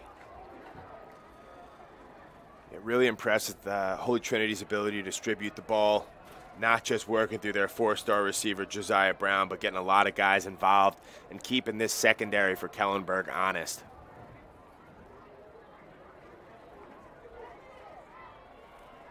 One of Curtin's biggest game this year at Immaculata in New Jersey, in Piscataway. Raynone on second down. Fires, hauled in. That was Chase Cruz, the sophomore. Gets his first pickup of the game. Raynone just continue to distribute that ball. Cruz getting involved, and in some ways it feels like Coach Roy may be just bragging by distributing the ball this much, you know. When you got the kind of talent on the edges that Holy Trinity has, there's a lot of different mouths to feed, and they're getting it done. Well, and I think what helps, too, is you want to keep your depth involved because you never know. You just saw the injury with Dylan Braithwaite. A couple of guys went down, and listen, at this point in the season, nobody is 100%, but for a Holy Trinity team that has championship aspirations, you're going to need everybody to contribute, and this is how you get them involved. Certain hallmark of a great team. Raynone over the middle. It's caught. Jaden Simpson. First down and more. A pickup of 9 as Simpson will move the chains. This is a tough situation. Looks like the Kellenberg defense could use a little bit of body armor, maybe rehydrate when they get off the field. Our great sponsor. We thank them again. But really just kind of wearing down a little bit. They got to cover a lot of grass against this Holy Trinity offense, and it's slowly wearing away at the Firebird defense. And Pat, I'll ask you as a former player, is that one of the cons of being a two-way player when you're out there for so often and quite frankly are being overmatched on when you're on offense? As the pickup now was Chase Cruz, and that's Devin Gonzalez, the junior. But no, absolutely, John. I played both ways in high school, and it's really challenging being out there for 120 plays over the course of a game. Whether you admit it or not, there's just going to be certain plays where you don't have 100% in the tank, not 100% in pursuit. And when you're going up against a team like Holy Trinity, it's all about that defensive pursuit. You're not going to be able to bring these guys down the open field with just one guy. So I think that's why you're seeing it wear on more and more as we evolve through this game, and maybe fatigue start to set in for Kellenberg. Well, we got some football weather this weekend, 54 degrees at kickoff and sweater weather for sure. Raynone firing. End zone! Incomplete. In and out of the hands of Josiah Brown. Looks like Claude Albert Makalele with the great job here on the defensive side of the ball for Kellenberg. Looked like a touchdown to the very last second, but kept fighting, able to pry it out on the way down to the ground. Had 2 pass deflections last week in the win over St. John the Baptist, and perhaps one of the biggest deflections for Kellenberg, who's trying to mount a comeback in this contest. And in speaking to Holy Trinity head coach Kamal Roy, he was very complimentary of Makalele, saying that that's somebody that we're going to have to keep an eye out for. And nowhere to go out of the backfield for Devin Gonzalez. That was a big stop by Matt Ragusa, the senior. 3rd and 13. I'd love to see that Kellenberg defensive line still fighting, still getting pressure, no matter what's going on behind them. Really good job by the senior, Matt Ragusa. So for Holy Trinity, they don't want to get out of field goal range. The career-long field goal last week by Evan Glusick was 52 yards. You're knocking on that doorstep here. And for Holy Trinity, up 14, looking to add on. Across the middle, incomplete. And great job on an A-gap blitz by your senior linebacker from Kellenberg, number 33, Chris Moore, comes right up the gut and makes sure that Rocco Raynone pays a price for getting that ball off. So they'll bring out the field goal unit. Evan Glusick last week had a 52-yarder. Will attempt a 50-yard field goal now. Glusick, a converted soccer player, has the strongest boot that Roy has said that he's ever seen.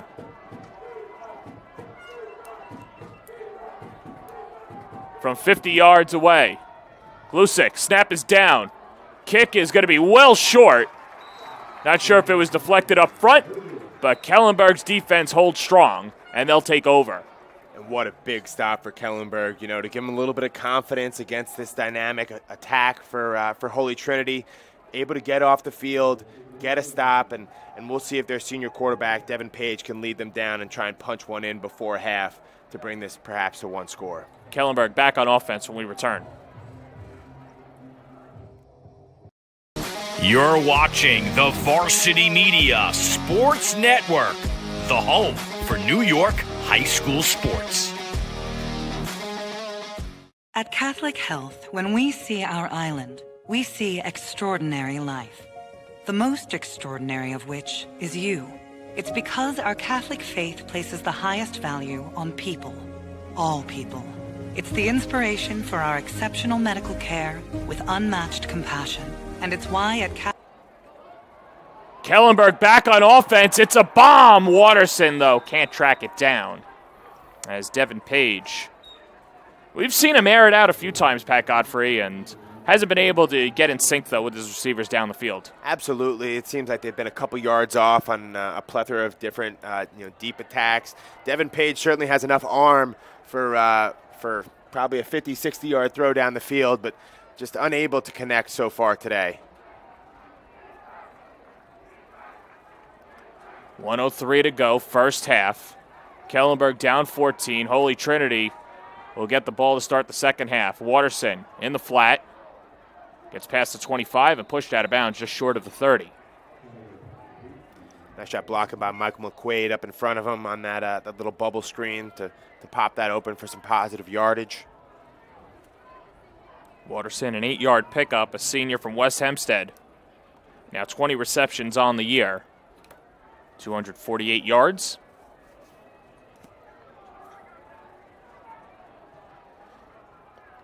And third and short for the Firebirds. Got to imagine that Coach Micey does not want to punt the ball back to Josiah Browns. They'd really like this third down pickup. Well, they go to Waterson, get the first down, and goes out of bounds. Love that approach right there. If it ain't broke, don't fix it. So often you see football coaches making the game more complicated than it has to be. But you know what? You find a couple plays, a small set where you're getting some success, force the defense to stop you. And I like the repetition right there for the Firebirds. And not just that, you only take about 3 seconds off the clock. As Kellenberg looking to get some points before the half. Coming this time. Barrels down, gets to the 40. Does not get out of bounds. Yeah, Cumming fights for the extra yardage there, but would have been better off getting out of bounds. Kellenberg has to burn the timeout. So a timeout for the Firebirds, and we will take a break as well. 46 seconds to go in the second quarter. Kellenberg looking to mount a comeback. They're down 21-7 on the Varsity Media Sports Network. You're watching the Varsity Media Sports Network, the home for New York high school sports.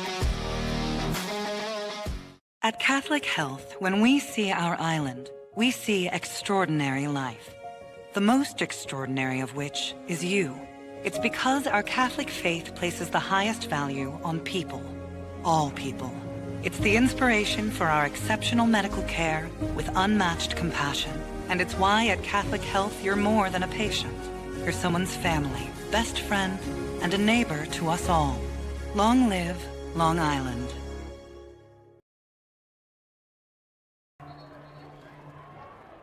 .46 seconds left to play, and the Titans leading the Firebirds 21-7. You're watching CHSFL football presented by Catholic Health on the Varsity Media Sports Network. As Kellenberg and Homecoming having been spoiled in the first half, and Pat Gottfried, very, very important drive for the Firebirds for this final 46 seconds. Page pressured all afternoon, nowhere to go, and a big sack. Once again, Hopeton James and Chris Bacon, that combo coming off the edge for Holy Trinity, able to put Devin Page under duress and get him down. I really can't compliment enough the performance of this defensive line for Holy Trinity. You know, you look at Bacon there fighting off a double team, the relentless pursuit. That makes a real big difference, the next time that Devin Page looks to drop back. Well, you mentioned Bacon. It seems like Hopeton James is in the backfield every single play, too. He's been exceptional. Absolutely. Only a junior, Obviously, Bacon is one of the prized guys on that Holy Trinity defense who might get a lot of the headlines. But big number 17 is really having himself a day, making a name for himself. You see the head referee speaking to the Kellenberg bench.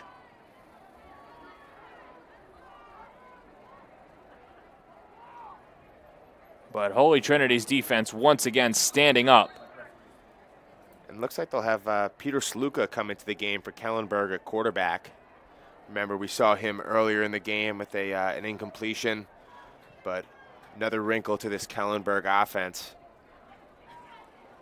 Well, it's 3rd and 5, clock winding down. Kellenberg doesn't have to get a playoff, and perhaps they could just regroup in the locker room.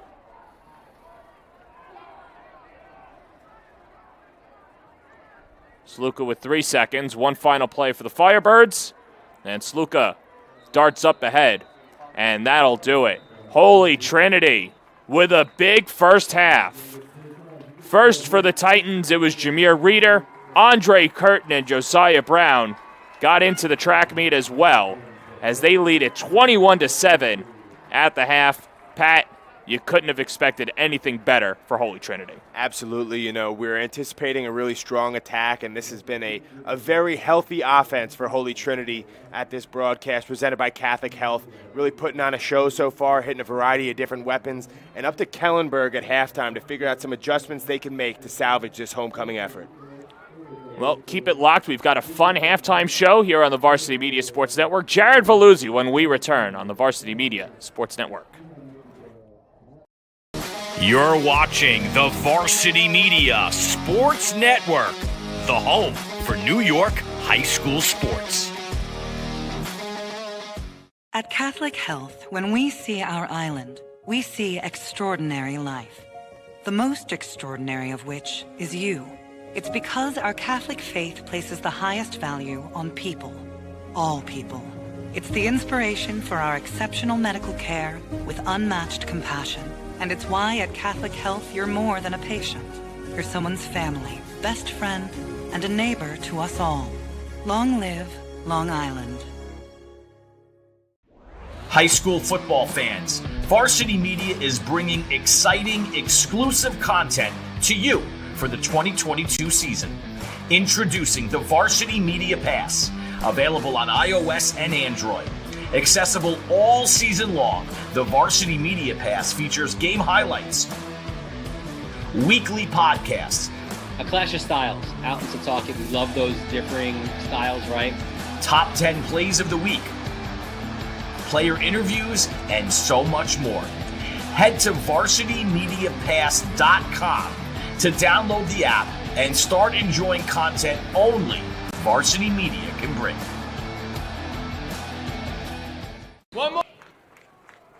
It's homecoming here at Mitchell Field. Holy Trinity looking to spoil homecoming for Kellenberg. They lead at 21-7. Well, we talk about all of the talent on both sides of this game. Holy Trinity has a ton of players with D1 offers and commits. So does Kellenberg. For more on that, we go downstairs to Jared Valuzzi. What an exciting first half it was between Holy Trinity and Kellenberg, and so many people have had this game circled on their calendars, and one of the reasons why, all the players going to the next level. And we'll start off with Holy Trinity. On the offensive end of things, Josiah Brown, the 4-star recruit, has put on a show so far with a great touchdown. Brown has offers from pretty much everywhere. And his usual partner in crime, Dylan Brathwaite, unfortunately not playing today, but the Rutgers commit, certainly one of the top players on the island. And now we'll go to the defensive end of things.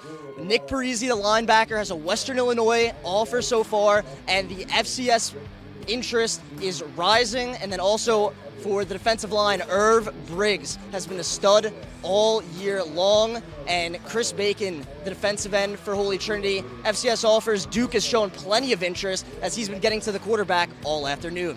And for Kellenberg, it's been the Page brothers. Dylan Page at defensive tackle, 6'7", 290, has been terrific. And also his brother Devin, he has a rushing TD today. And the Page brothers are looking to continue their success. Also for Kellenberg, Sean Cannon could be on this list very shortly. Back to you guys up in the booth. Should be a great second half. All right, Jared, thank you very much. Very well in depth. Boy, nobody knows more about the Catholic League or just high school football in general than Jared Valuzzi. That kid's going places. We've got a good one here. Holy Trinity and Kellenberg. Halftime here at homecoming. What a great show going on, too, by the Firebirds dance team as well. We'll step aside. When we come back, we'll regroup for the first half and get you all set for the second half here on the Varsity Media Sports Network presented by Catholic Health. You're watching the Varsity Media Sports Network, the home for New York high school sports. At Catholic Health, when we see our island, we see extraordinary life. The most extraordinary of which is you. It's because our Catholic faith places the highest value on people. All people. It's the inspiration for our exceptional medical care with unmatched compassion.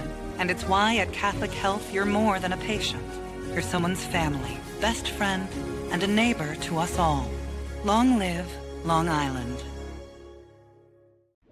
High school football fans, Varsity Media is bringing exciting, exclusive content to you for the 2022 season. Introducing the Varsity Media Pass, available on iOS and Android. Accessible all season long, the Varsity Media Pass features game highlights, weekly podcasts, A clash of styles, out and to talk it. We love those differing styles, right? top 10 plays of the week, player interviews, and so much more. Head to varsitymediapass.com to download the app and start enjoying content only Varsity Media can bring. One more time. Come on, one more. One more? One more. Riding stance. 2, 1. One more, man? Oh, man. All right, little bro.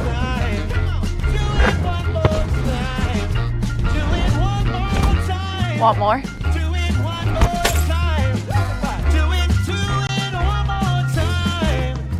If you're an event organizer looking for a media company to cover live streaming, action photography, and game video for your event, look no further. Varsity Media travels throughout the Northeast covering weekend tournaments, showcases, and championships.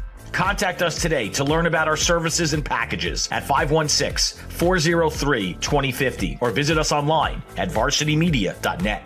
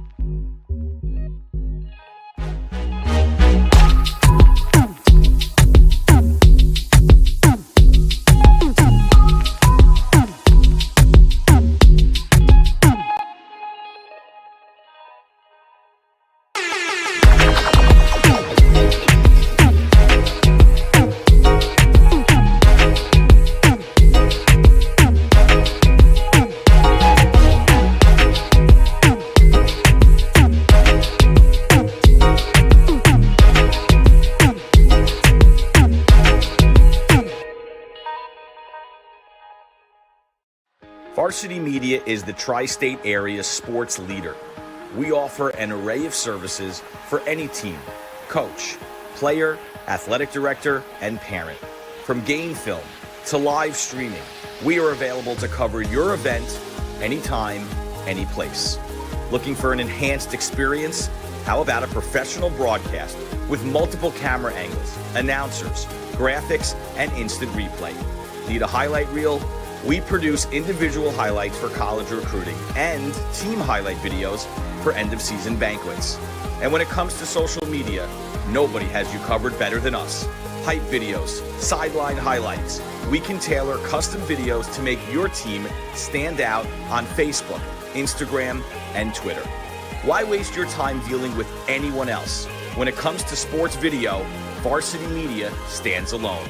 Contact us at 516-403-2050 or online at varsitymedia.net. One more time. Come on, one more. One more? One more. Riding stance. 2, 1. One more, man? Oh, man. All right, little bro.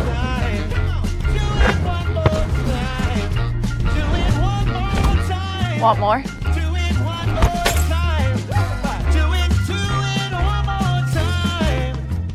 For the best action shots and the best angles, look no further than Varsity Media. Our experienced photographers capture your athletes' best moments right from field level. Plus, we offer great keepsakes like bobbleheads, posters, plaques, and prints. For more information about Varsity Media's photography services, contact us at 516-403-2050 or visit us online at varsitymedia.net. At Catholic Health, when we see our island, we see extraordinary life. The most extraordinary of which is you.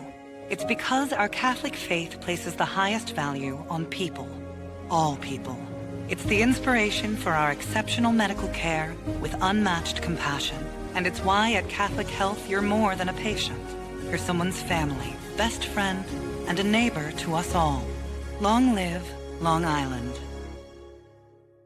Varsity Media covers every sport at every level from every angle.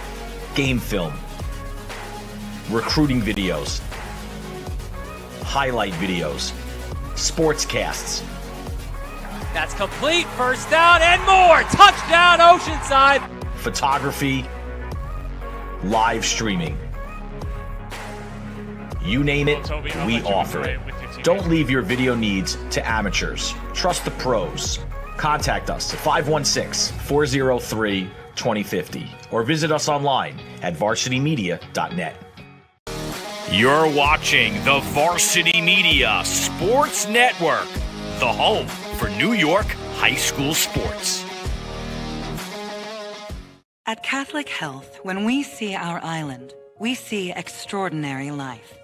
The most extraordinary of which is you. It's because our Catholic faith places the highest value on people. All people.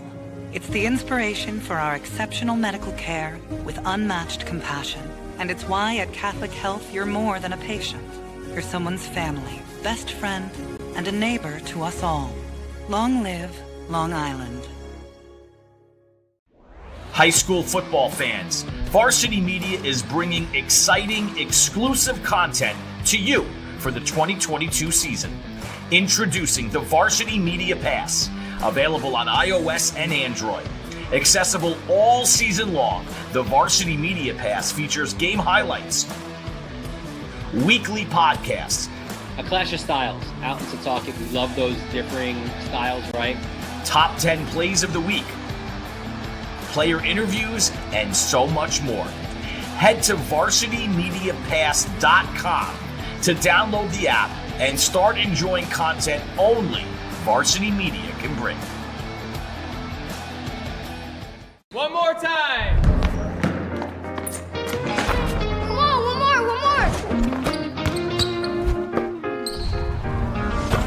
one more. One more? One more. Right stance. Yeah! 2, 1. One more, man.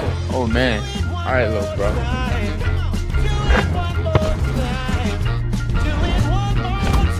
Want more?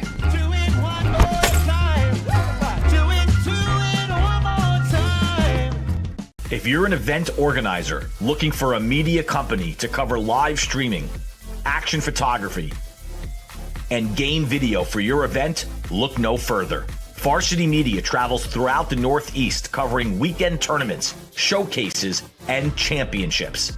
Contact us today to learn about our services and packages at 516-403-2050 or visit us online at varsitymedia.net.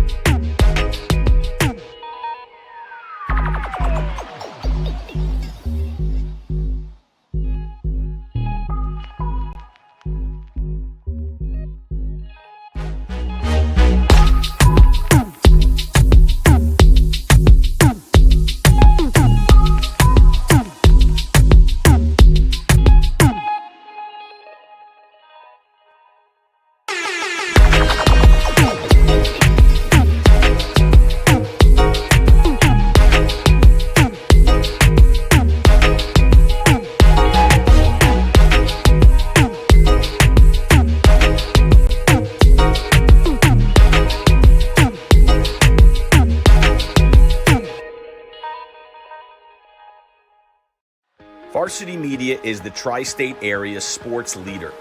We offer an array of services for any team, coach, player, athletic director, and parent. From game film to live streaming, we are available to cover your event anytime, any place. Looking for an enhanced experience? How about a professional broadcast with multiple camera angles, announcers, graphics, and instant replay? Need a highlight reel? We produce individual highlights for college recruiting and team highlight videos for end-of-season banquets. And when it comes to social media, nobody has you covered better than us. hype videos, sideline highlights. We can tailor custom videos to make your team stand out on Facebook, Instagram, and Twitter. Why waste your time dealing with anyone else? When it comes to sports video, Varsity Media stands alone. Contact us at 516-403-2050 or online at varsitymedia.net. One more time. Come on, one more. One more? One more. Riding stance. 2, 1. One more, man? Oh, man. All right, little bro.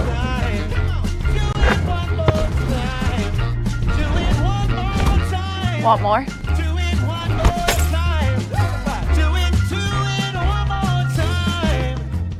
For the best action shots and the best angles, look no further than Varsity Media.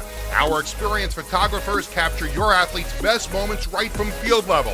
Plus, we offer great keepsakes like bobbleheads, posters, plaques, and prints. For more information about Varsity Media's photography services, contact us at 516-403-2050 or visit us online at varsitymedia.net.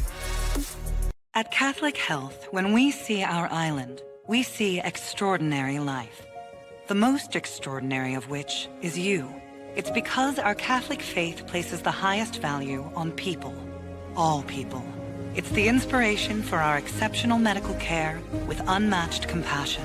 And it's why at Catholic Health you're more than a patient.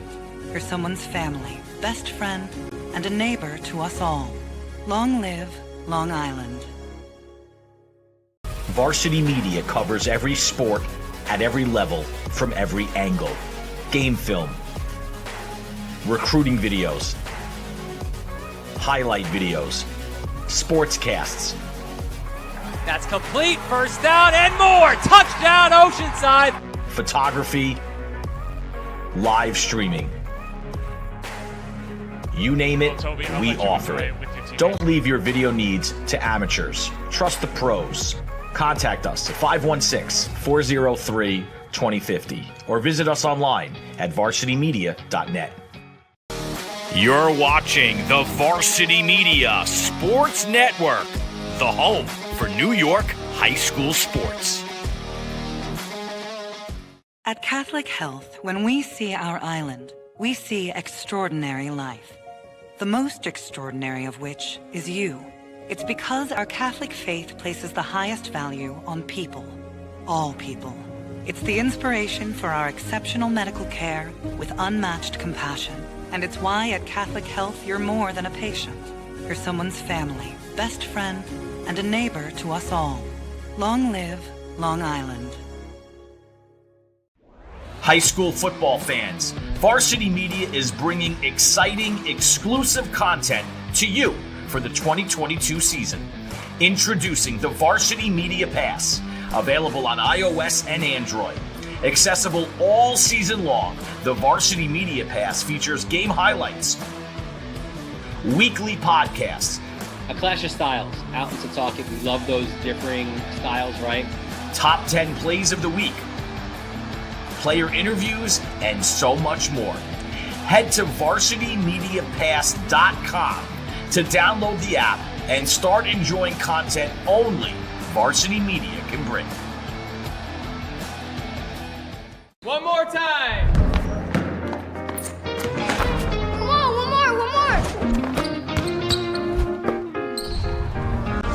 Come on, one more. One more. Riding stance. 2, 1. One more, man? Oh, man. All right, little bro.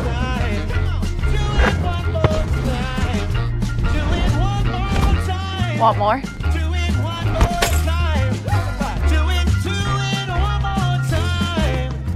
If you're an event organizer,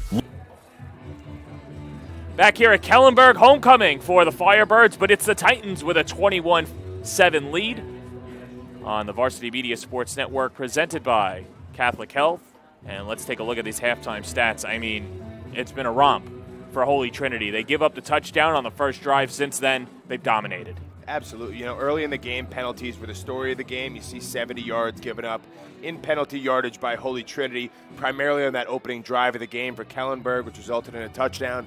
But since then, it's really been all Holy Trinity, just a plethora of different options out on the edge for Rocco Raynon and that Titan offense, and they're going to look to keep cruising as they receive the ball to open this second half. And they've kept momentum going, too. You see at the bottom, the third down conversions. Holy Trinity, almost automatic, 5 for 6 on third downs. Absolutely, and then on the flip side, Kellenberg really struggling in that department. They were able to have a little bit of success with Devin Page using his legs early on in the game, but since then, that has kind of dried up a little bit.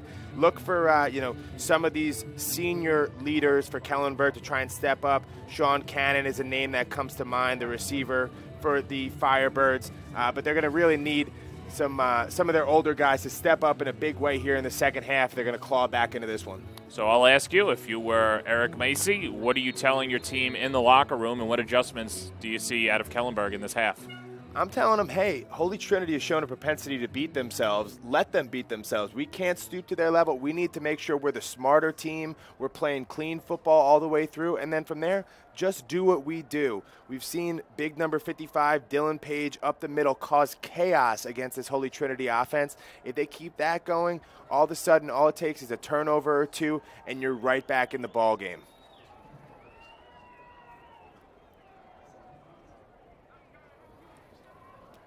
Holy Trinity, 15-game winning streak. Their last loss, April 10th in the 2020-2021 season. To who else? Kellenberg. A 34-12 decision for the Firebirds. As this is Andre Curtin. Scoops up the kickoff. Makes a nice spin move past the 20. And finally pummeled down just shy of the 30. As the Titans will set up shop. And there you see the last meeting. And that was that short COVID spring season. The Catholic League happy to have a season back. Tom Sluka, 78 yards rushing, 3 TDs, but two completely different teams since then, Pat. Absolutely. Since they've let the Titan faithful back into the stands in that fall 21 season, it's really been, just a freight train coming out of Hicksville and really going through everybody in their path. So today we looked at as a big challenge for Holy Trinity going up against a AAA opponent. Thus far, really showing that they can hang with the big boys of New York State. Rocco Raynon and Jameer Reeder in the backfield. And Reeder. Really good fill there by the senior linebacker, Chris Moore, again, stepping up, filling the gap. Massapequa native. We know Massapequa is known for their hard-nosed attitude.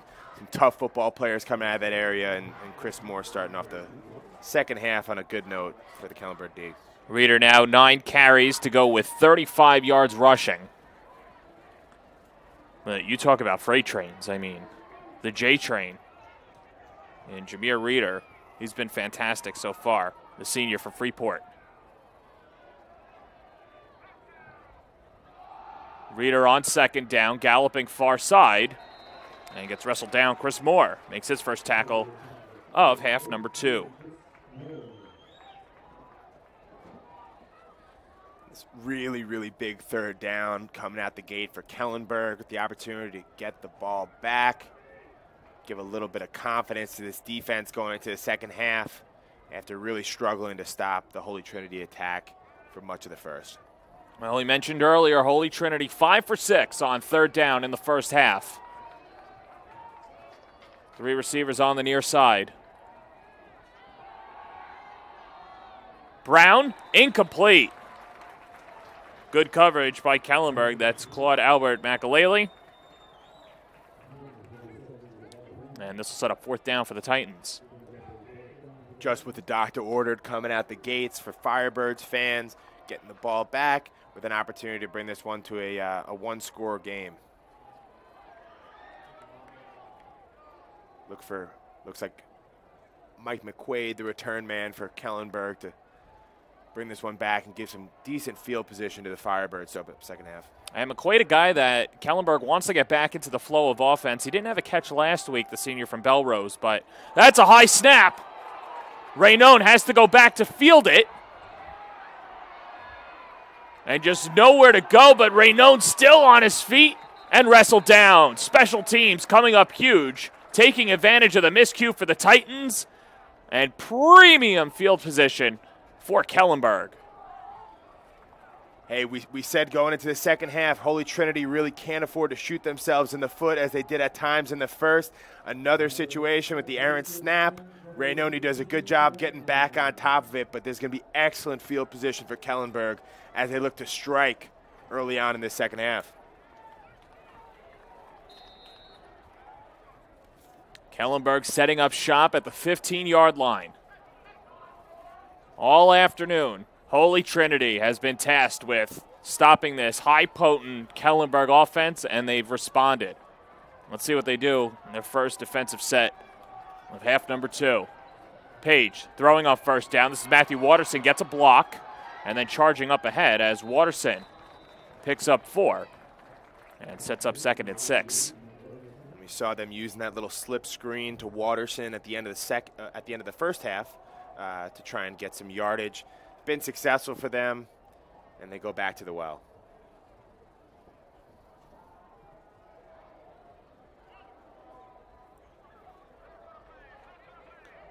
Watterson's been a guy that, like you mentioned too, a guy that's very good 1v1 and in the flat, and saw that in the first half. They push it back, only say it was a gain of 3, so 2nd and 7, and Page muscling up ahead, still on his feet, and gets gang tackled by the Titans defense. Yeah, this is a designed run from the start here for Devin Page, and he does a good job deploying some of that patience that we've really raved about in the first half. Probably could have gotten slowed down for a TFL, but just sits right behind his blockers, and even though it's maybe only a 1-yard gain, better than the alternative. So that'll set up 3rd down and 7. We mentioned that Kellenberg has failed 8 out of 10 times on 3rd down, and an opportunity here to move the chains or just to move closer to field goal range. Sean Cannon, their field goal kicker, he's done it all for Kellenberg so far. Coach might see I want a touchdown out of this drive, especially seeing the way that Holy Trinity's played offense so far today. McQuaid was the man in motion. Pass deflected and knocked down. That was good pressure by who else? Hopton James. And we've said his name quite often on the defensive line. He and Chris Bacon have been a vaunted 1-2 punch for the Titans. Absolutely. Just really impressed with his length as well coming off the edge. He really looks like a prototypical pass rusher out there playing that lefty end spot for the Holy Trinity defense, and just being active, whether it's getting there and making a sack earlier on in the first half or just there getting your hands up. Really good high football IQ play by number 17 for the Titans. Fourth down and 7. Kellenberg needs to convert. Out of the shotgun. Page fires, incomplete. Sean Cannon, the intended receiver. And a turnover on downs.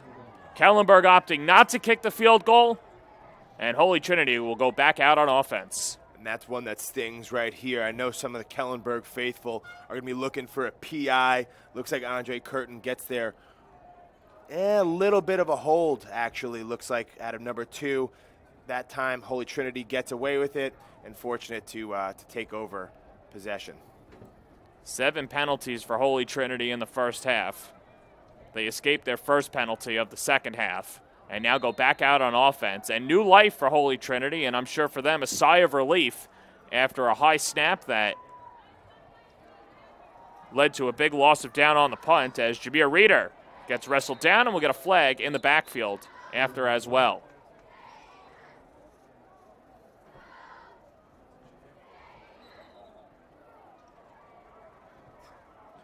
So far, really, seems like the only thing they can get in the way of this Holy Trinity attack is themselves. And Kellenberg, I know, kicking themselves for not really making Holy Trinity pay for that errant snap. The last set of downs, defense going to look to do a really hard job and get them off the field again. That's now the 8th Holy Trinity penalty as they get tacked on for the hold, and it'll be 1st and long.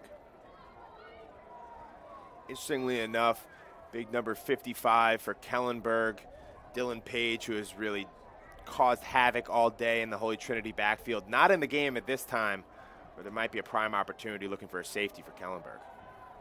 Thrown over the middle, pass is incomplete. Just squirts out of the hands of Jaden Simpson. Second down. Good job by the K-Berg defense to jar it free. And Matt Watterson, again, just been very active on both sides of the ball, but does a good job flying up here, able to jar it loose. Watterson, what a game last week. 12 total tackles in the win over SJB. Had 2 sacks over the Cougars as well.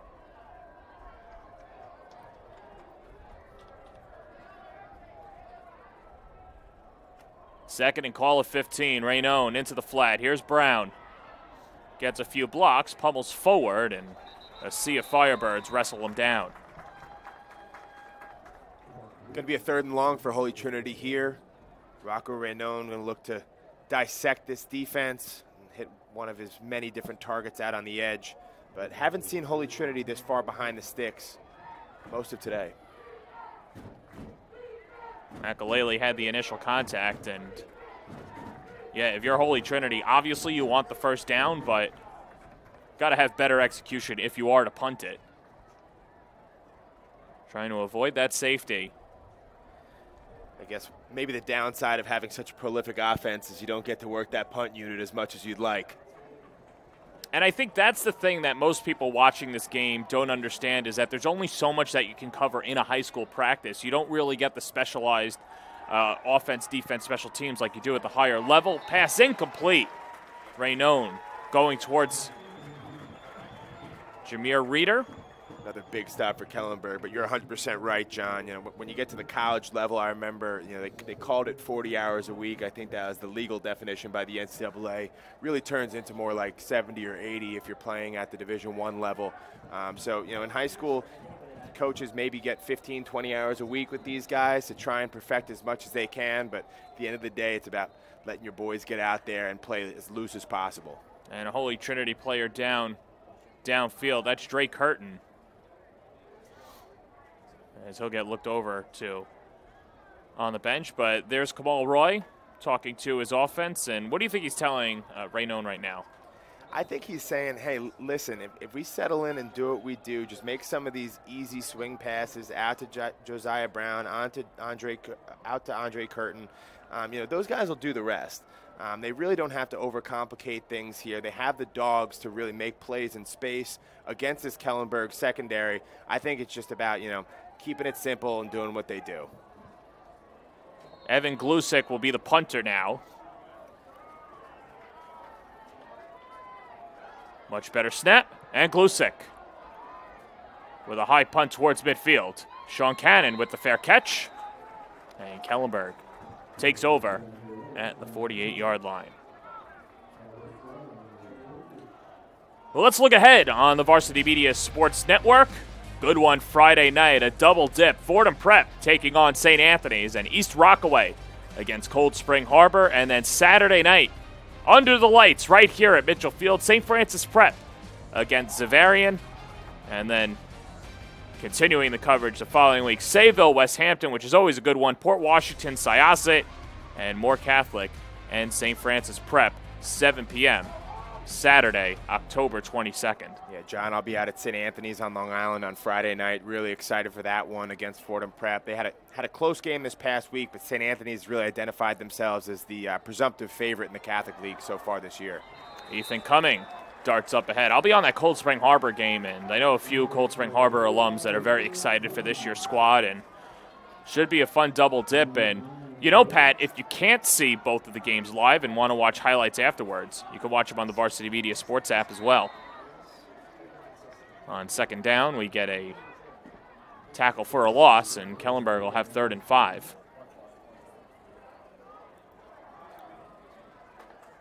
Kellenberg moving into Holy Trinity territory. Another good opportunity here. Really can't leave these situations where you get good field position to start off a drive on the table. Got to come away with some points, and going to be looking at number 14, Devin Page here to pull something out of the hat for Kellenberg O. Goes far side, incomplete. Low pass could not be dug out by Cannon.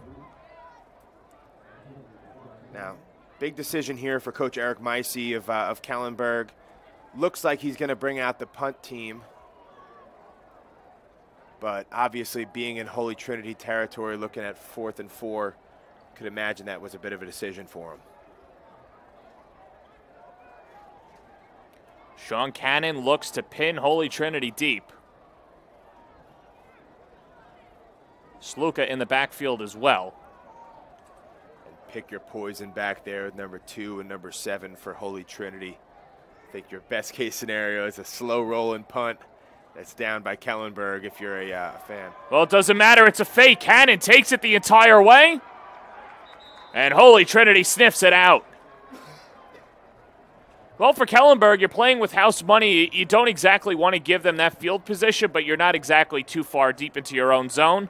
I'd imagine that was probably the case for Cannon and company. Absolutely. Makes a lot of sense here. I think the only issue with this play design is you have Cannon 15 yards back there. Usually on a fake, you'll see a punter cheat up a little bit, but just a little bit too slow to develop against the speed of this Holy Trinity defense. Well, through the first 2 possessions on defense, at least for Kellenberg, seems like they've settled down. What adjustments do you think they've made at half? I think they're doing a really good job of just not getting out in front of themselves. They're not looking to make the big hit, but rather just being in position where they need to be. I think some of the emotions have probably settled down. With this being homecoming, could have been an emotional first half for Kellenberg, but they're really flying around and making some good hits. And there's Jameer Reeder again. I think the thing with Reeder is he might not put up the numbers that others around this league might get, but, I mean, pound for pound, hard to think of a guy that has more upside and certainly one of the best running backs in all of the Catholic League, regardless of level. Oh, no doubt. And he runs so physically that his opportunities will start opening up as this game goes on. Kellenberg does a good job at the point of attack right there again. But those physical running backs that are bringing it every single time they're running the ball, by the time the fourth quarter rolls around, some of those 4 or 5 yard gains start turning into 12 or 15. And you'll see here Chris Moore again. Those inside backers for Kellenberg just doing a really great job between Ligerzewski and Moore of shutting down the rushing attack for Holy Trinity. Brendan Jones, Owen McDivitt, too.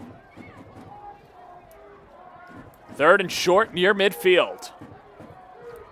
46 to be exact, 4:45 to go in the 3rd. Reno and this team up a pair of scores. Reeder darts up ahead. He's got a first down across midfield. And just the value of being able to rely on a dependable 2, 3, 4 yards whenever you need it out of number 27 is just such a nice asset for Coach Kamal Roy as he's looking to call plays. I mean, when you see him play, especially in person, how can you not think of Jerome Bettis? Yeah, absolutely. I was thinking, a little bit of Brandon Jacobs in there. I know he doesn't have quite the stature, but right. The way he runs, he sure doesn't realize it.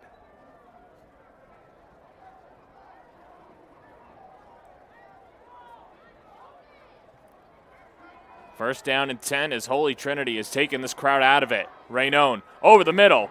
Incomplete. Jaden Simpson unable to haul it in. But Simpson could have ran for days. Yeah, very fortunate that Jaden Simpson didn't catch this ball if you're a Kellenberg fan, because I think that might have been a nice 49-yard touchdown.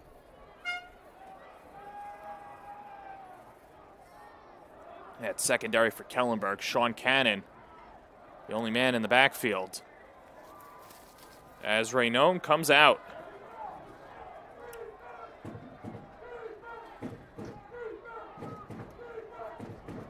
Hear the Kellenberg crowd getting into it. Reeder up the gut and stopped. No gain for Jameer Reeder, as this Kellenberg D-line has certainly figured it out to start the 3rd. Absolutely. Big number 55 appears to be in there once again. And that's Dylan Page. Dylan Page. Nice play. And another 3rd and long type situation, 3rd and 9, looking at for Holy Trinity. Look to see them get the ball out on the perimeter to one of their playmakers. I love a little swing pass here. Well, they will try to throw it, but Raynone denied. Jack Legerzewski with a little strut afterwards and a huge tackle for loss for the Firebirds. Legerzewski was a little banged up earlier, but looking to return the favor and bring the pain here.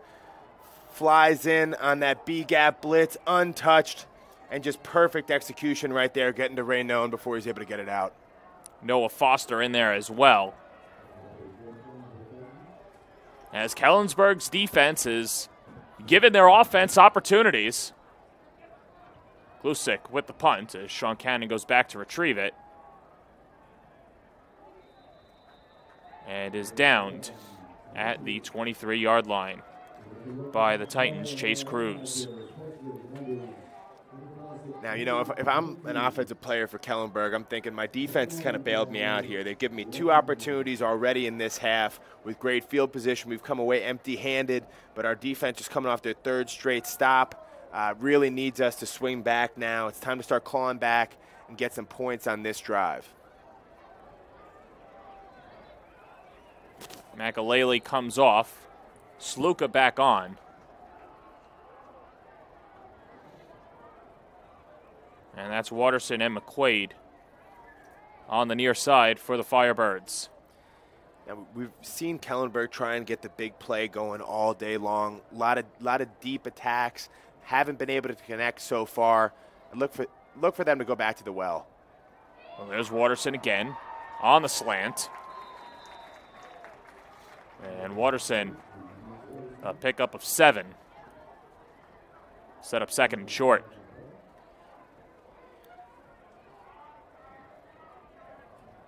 Matt Watterson getting it done on defense and now on offense with a few slant round catches. If this were a PPR league, if you're playing high school fantasy, you want Matt Watterson on your team. 4 catches in the first half for 27 yards. Page off his back foot. That's complete over the middle. And Sean Cannon has a big first down. Sean Cannon has obviously done it all today, playing defense, special teams here, getting involved in the receiving game. And you see they're looking for him initially on the quick slip screen. Does a good job of just keep trying to find open space, finds his quarterback's eyes. And that's a really nice play, nice pickup for the Firebird O. 17-yard gain. Ethan Cumming. Haven't mentioned his name a lot, and I think that has to do with the reason that Kellenberg is trailing and they want to throw it more. But Cumming, one of those weapons for Kellenberg, a guy that normally averages 6 yards a carry, has been non-existent for the Firebirds this week. You know, really what I've seen is Kellenberg likes to get their rushing attack going by pulling off the backside, and that really just doesn't work when you're facing such elite athletic defensive ends as they are today. Number 17, Hopeton James, with the play off the backside right there, and that's happened all day long. Pass incomplete. That was Sluka, the intended receiver. Coverage coming from Josiah Brown.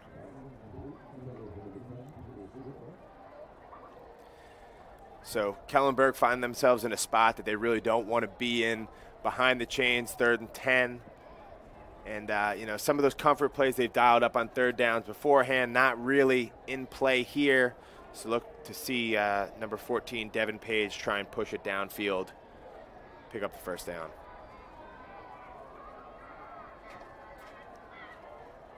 Talked about time of possession going into this game, been fairly even so far. Kellenberg just unable to hit on those home runs that have been so successful for Trinity. I feel the numbers juiced up for Kellenberg because they wait for the signal from the sideline. Page flushed out of the pocket, denied. There it is, that man again, Chris Bacon with the sack. The senior from Rosedale showing out in Uniondale. Chris Bacon, he also had Devin Gonzalez alongside him, causing havoc in this backfield, but Bacon all day long. And if he keeps playing like this, he's going to bring home the bacon in a few years. I'd say so. 2nd sack of the year. Cannon after the fake, punts it away, and Josiah Brown watches it trickle out of bounds. And a flag afterwards. And not sure if it's an unsportsmanlike or we'll see who the official was pointing to.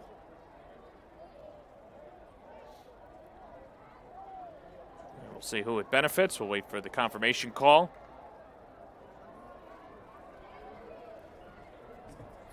$13 penalties, total penalties today.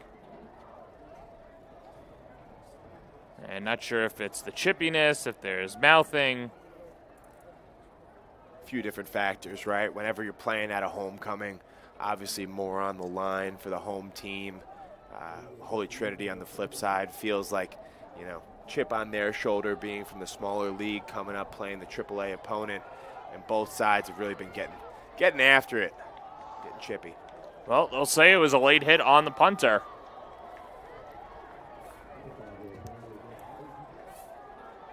And this will benefit Kellenberg. Coach Eric Meisey couldn't ask for a better present underneath his Christmas tree than a late hit on his punter right there. Gives him a chance to get the ball back. And this is going to be the fourth opportunity, the third quarter, for this Kellenberg to try and get something going. You're down 2 scores. I'd look for them to get creative, aggressive, perhaps maybe a little trick play on this upcoming drive, because really nothing going with their course of attack so far in the second half on offense. They have to score. They absolutely have to score as Kellenberg will take over.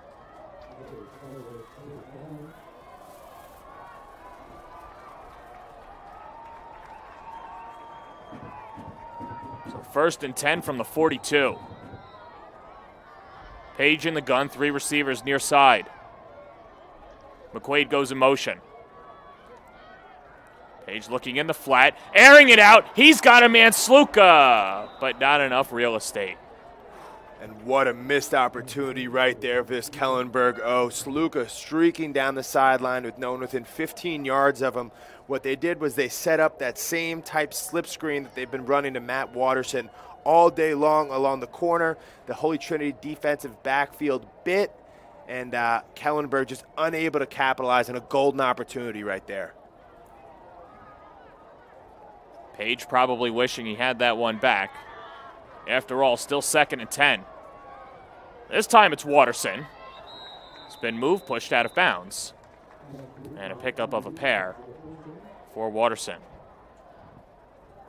And it is quite creative the way that they've been using Watterson, throughout this quarter for really the last, couple quarters, as almost like a short yardage guy to kind of just pick up some yardage in between the chains, hoping that, something bigger breaks of it. But so far, Holy Trinity doing a good job keeping it in front of them.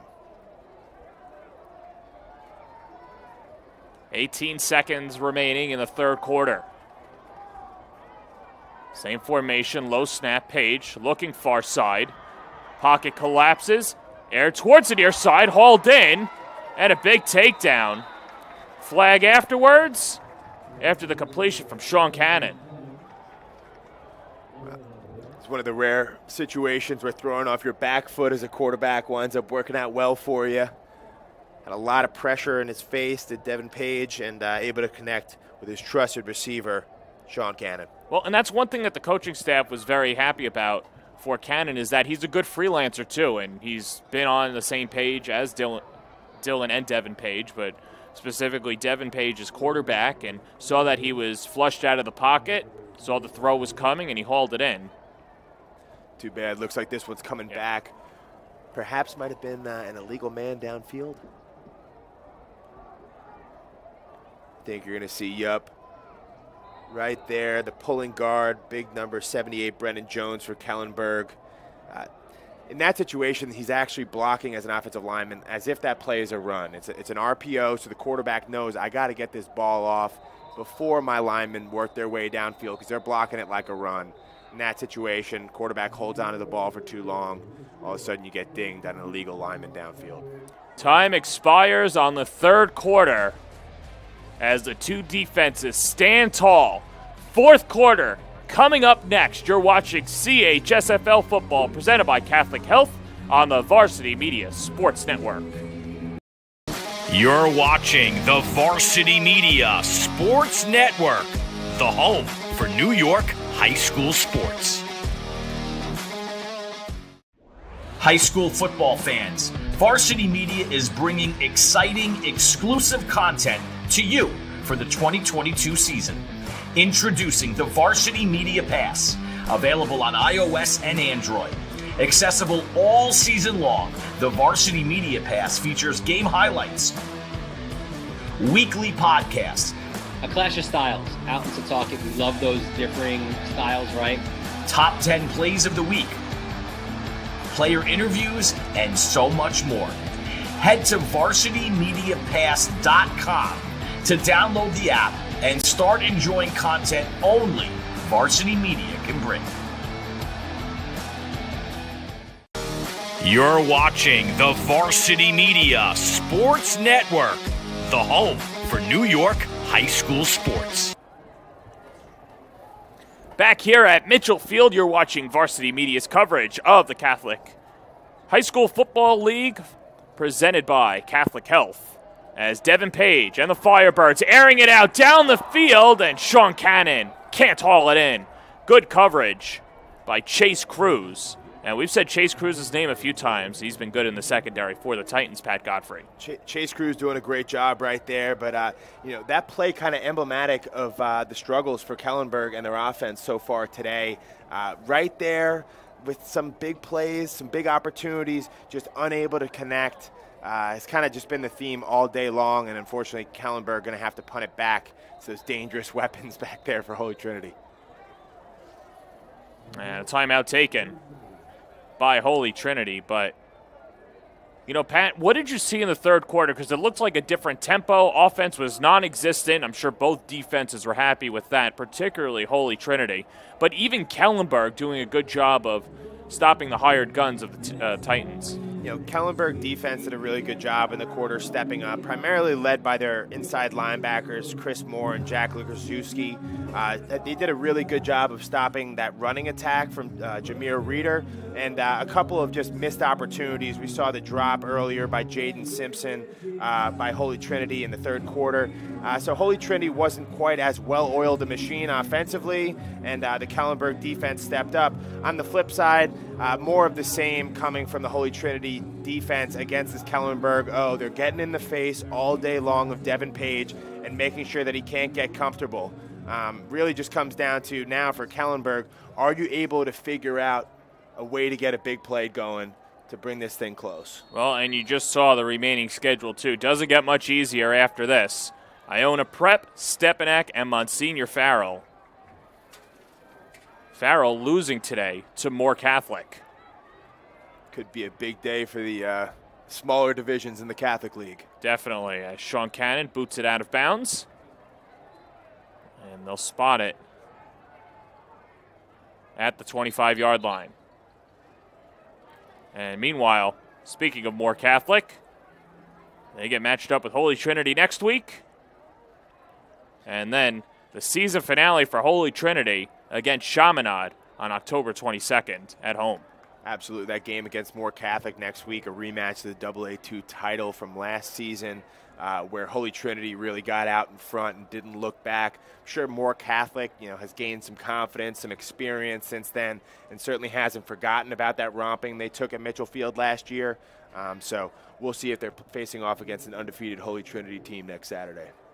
Meanwhile, Rocco Raynone goes back out on offense, and Pat, I'd have to imagine you turn to your star-studded quarterback, but kind of probably want him to be a game manager now, knowing that you don't need to take the big play, and time is on your side, and as is the score, up 2 scores. If I'm calling plays for this Holy Trinity right now, it's just a steady diet of Jameer Reeder up the middle. Let him get 3, 4, 5 every single time, as he does, and then mix in a little bit of Andre Curtin, a little bit of Josiah Brown on those quick swing passes, and let those guys just do what they do in space. I think that's a recipe for success. Reeder up the gut, bounces off of Moore, and is taken down by Brendan Jones. Really have been impressed by the will of this Kellenberg defense to continue to tackle. It's never an easy decision flying up, trying to take down 27, but they've really done a good job of managing him throughout this game, making sure that those 4- and 5-yard carries don't turn into 10- and 20-yard carries.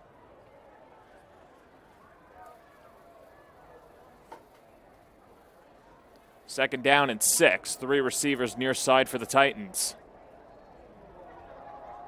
Reeder. Bouncing forward, gets some space and more. It's a track race. Jameer Reeder. 10-5 touchdown. Are you kidding me? Jameer Reeder all the way to the house.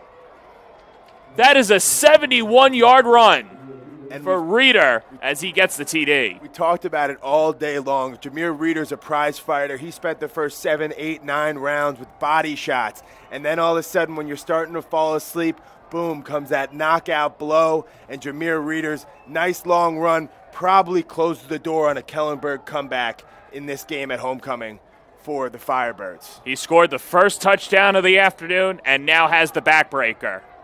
As Holy Trinity spoiling homecoming on the road, and Evan Glusik on a good recovery on the snap for Holy Trinity. That was Logan Figurski on the high snap. Jameer Reeder showing out today for the Titans. They lead at 28-7. You're watching CHSFL football presented by Catholic Health on the Varsity Media Sports Network. You're watching the Varsity Media Sports Network, the home for New York high school sports. At Catholic Health, when we see our island, we see extraordinary life. The most extraordinary of which is you. It's because our Catholic faith places the highest value on people. All people. It's the inspiration for our exceptional medical care with unmatched compassion. And it's why at Catholic Health you're more than a patient. You're someone's family, best friend, and a neighbor to us all. Long live Long Island.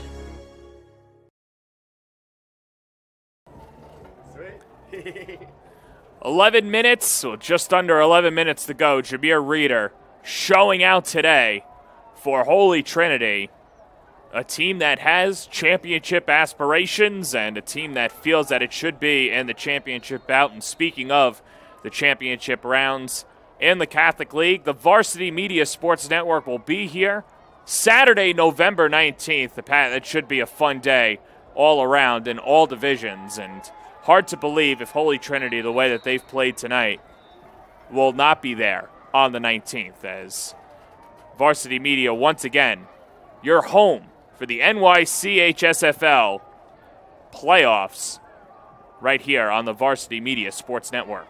Yeah, you know, John, I'm not a gambling man, but if I were, I would definitely bet on seeing Holy Trinity on November 19th on Varsity Media. Going to be a lot of fun all the way through the playoffs. We really haven't seen this competitive a landscape in the Catholic League in some years, so we're really excited to bring it to you all November long on Varsity Media as well as the Yes app. That's the 5th, the 12th, and the 19th. Should be a lot of fun. Here's Ethan Cummings. Gets his first big run of the game as he gets a huge pickup. And you mentioned the Yes app. We want to thank the folks over at the Yes Network, the top regional sports network in the country, for giving you exclusive access to high school football in the New York State metropolitan area. Kellenberg just keeps fighting forward. But once again, the Varsity Media and everybody here, we're very excited to be teaming up with the Yes Network app, bringing high school football games to more fans. Broadcast are now simulcast on the Yes Network app. Should be a good one and should be a lot of fun the rest of the way. You can follow Varsity Media on the Yes app. You know, John, I don't know if anyone's ever told you this, but you do have a soothing voice, kind of similar to Michael Kay, so I think it's only right that your voice should be streamed over the Yes app. Oh, well. You know what my wife said today when I left? See ya. See ya? Just get out of here. I got the same greeting. Sean Cannon gets the catch as Kellenberg will have another first down. And you know what? I know that the Titans are up 3 scores. Their defense is done well. The biggest possession now for Kellenberg, they've got to get on the board, number 1. And number 2, this game's not over yet. I mean, you know, like we've been talking about with Jameer Reeder all day long, his physical style that really weighs down a defense and was able to pop open that big run we just saw. Similarly for Ethan Cumming, you know, he's a physical guy. He hasn't had a ton of success on the ground today, but we're seeing it start to pop open a little bit more as we wear into this fourth quarter. Just hope as a Kellenberg fan there's not too little too late, because they're really going to need a sense of urgency if they hope to come back in this one. Holy Trinity almost jumped offside, and you're right. This is a Kellenberg team that's not going to be an easy out in the playoffs. We'll see where they get matched up as Page back to pass. Flings it down the field. Cannon incomplete, but a flag and presumptively a PI. One-on-one coverage. That was Cannon matched up with Andre Curtin. And I guess it's fitting the way that this game has gone so far that, you know, the big play for Kellenberg might not come through, but I guess that, you know, the pass interference and the penalty does. So obviously the men in white and black doing their job and keeping Kellenberg alive in this one. Well, the one thing, though, for Kellenberg is they haven't been able to cash in. You know, since that first touchdown of the game, that was Page on the 15-yard run, they have not been able to put points on the board, and that would have been a tough catch for Cannon regardless, but certainly upended by Curtin. And another first down for the Firebirds. You know, yeah, I think looking back on this game, Coach Micey's going to have just a lot of different little points of execution that could have been cleaned up to make this game go a lot differently for the Firebirds, but a lot to build off of as they look towards the playoffs. Page calling his own number, nudging ahead. And a 6-yard gain for QB1. And really got to respect the grit right here of Devin Page, that leader for the Kellenberg offense, still being willing to put his head down, get those tough extra yards. At this point in the game, you know, where a lot of quarterbacks might make business decisions, that's just not how Devin Page is wired, and that's why he could be a great leader when he makes his way over to University of Pennsylvania, helping the Quakers in the future. Peter Sluka on the Wildcat. Marching ahead. Gain of 2. Set up 3rd and 1. Well, Sluka's a good backup option. The senior from Locust Valley, of course, his older brother Matt Sluka, leading Kellenberg to a championship in 2018. Now playing at Holy Cross. He and Jordan DeLucia, great 1-2 punch for those Firebird teams.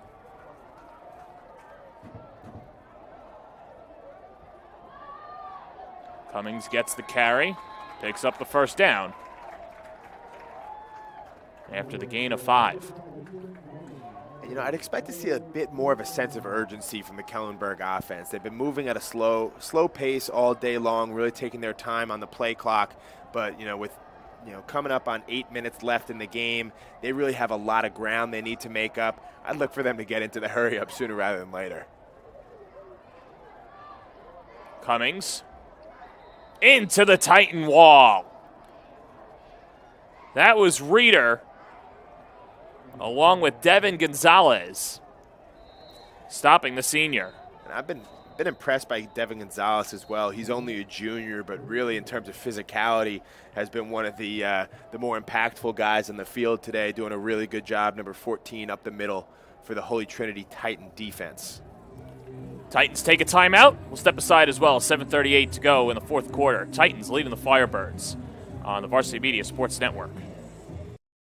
You're watching the Varsity Media Sports Network, the home for New York high school sports. High school football fans, Varsity Media is bringing exciting, exclusive content to you for the 2022 season. Introducing the Varsity Media Pass, available on iOS and Android. Accessible all season long, the Varsity Media Pass features game highlights, weekly podcasts, a clash of styles, out in Setauket. We love those differing styles, right?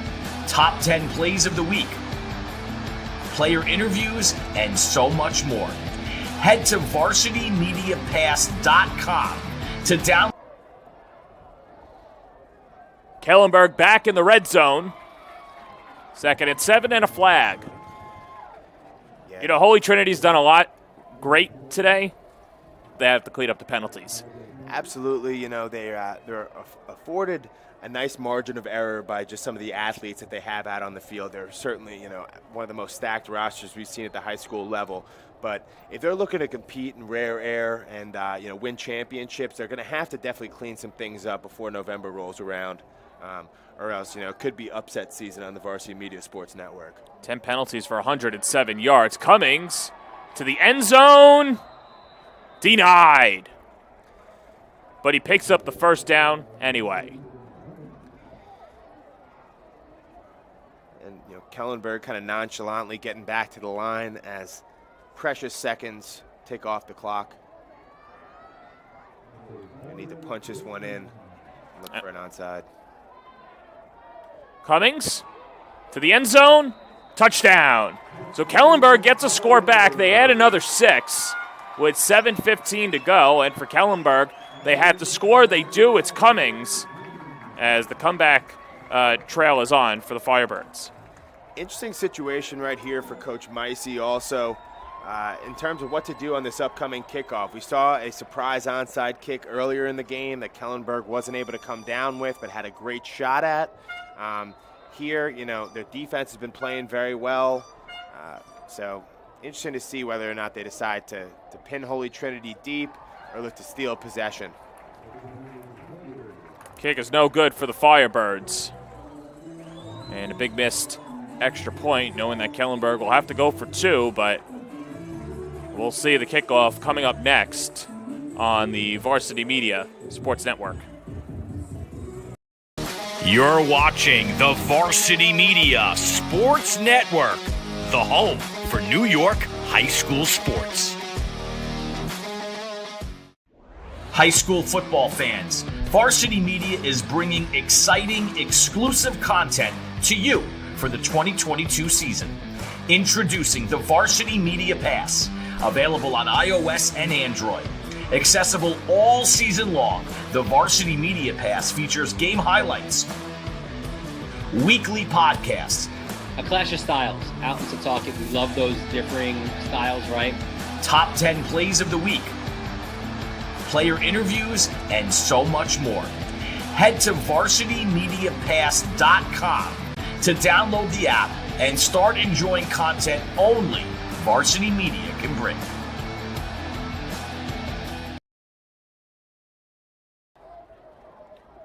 Kellenberg back out on the field. Sean Cannon to kick it off. And Pat, I'd have to imagine with 7:15 to go, potential onside situation. Yeah, it should be the hands team out here for Holy Trinity.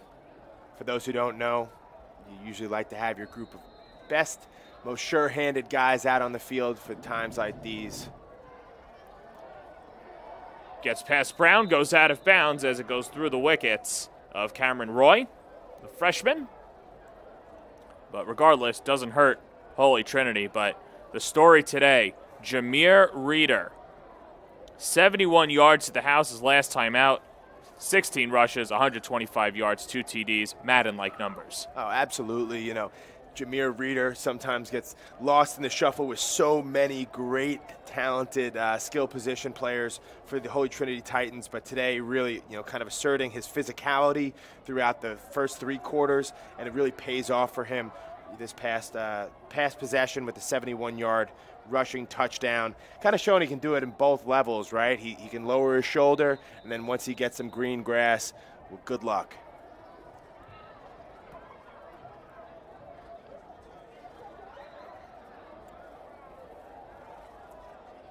So Holy Trinity back out on offense. A 15-point lead during homecoming. Holy Trinity was hoping to make a statement to the whole Catholic League, not just their own division today, and I think they really got that done. There's a good Kellenberg team, undefeated going into the afternoon, who had, really fought and won a close one up at Cardinal Hayes 2 weeks back. Cardinal Hayes this past weekend just almost beat the number 1 team in the state, St. Anthony's, right now. So, just by that transitive property, you look at how Holy Trinity matches up against the big dogs in New York State this year. I think it's a very favorable matchup for them. And, going on 16 games in a row, undefeated. for Coach Kamal Roy and his squad, and bringing a lot of confidence back to Hicksville after this big road victory. Well, when we talk about the playoffs and how that sets up, as Rocco Raynon out of the gun, back to pass. Flips it over the head of Jaden Simpson. Well, let's take a look at that bracket once again, because we talk about Cardinal Hayes, and it was said earlier, and by Dylan Butler, I agree with him, that C.J. O'Neal probably gets the most growth out of his team in season more than anybody else, so don't let their record fool you.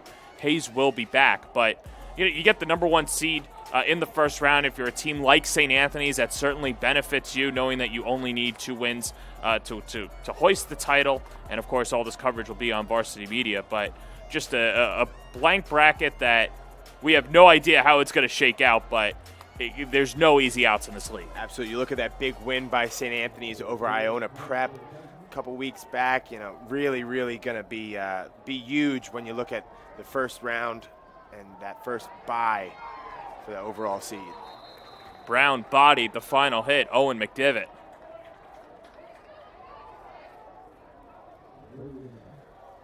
Kellenberg, though, still going to be very ambitious going into this November stretch. They've got a lot of seniors they feel they can depend on. Obviously, some issues popping up today that they're going to look to get cleaned up. Some things in the secondary, some tackling issues. But not an easy task going against Holy Trinity. So I'm sure when they go back to the drawing board, they'll find a lot to build off of from this game. And if the season ended today, Holy Trinity would have a first-round bye. Gusick with a high punt, not a lot of yardage. As it takes a Kellenberg bounce and is downed by Logan Frigurski, the sophomore. John, don't look now, but this is still a ball game. Kellenberg gets the ball back with 5:35 on the clock. They're able to build some tempo into this offense, which has been excruciatingly slow all day long, and get down the field with a score. We could be looking at an onside kick to maybe even this one up later on down the stretch. So don't quite tune away just yet. Still some more exciting action on Varsity Media. Well, and Pat, we talk about how at the high school level you don't get the 40-hour week like you do at the higher levels in terms of practice time, and I think 2-minute offense also goes into that too, in the hurry-up offense. What are some of the complexities, I guess, of a hurry-up offense that we're not really seeing? Well, one of the biggest things is probably something you take for granted. Seems very simple, but just pace of getting to the line of scrimmage. Whenever you're moving the ball, you really need 11-man buy-in to get up to that line of scrimmage and get the ball snapped as soon as possible. These are things that we'd work every single day when I was at Clemson. We always had our 2-minute drill baked into practice. It's something you don't get to rep nearly as much in high school, but there's similar opportunities that are opened up at the high school level because that defense is similarly off balance, out of position. Holding penalty against the Firebirds pushes them back.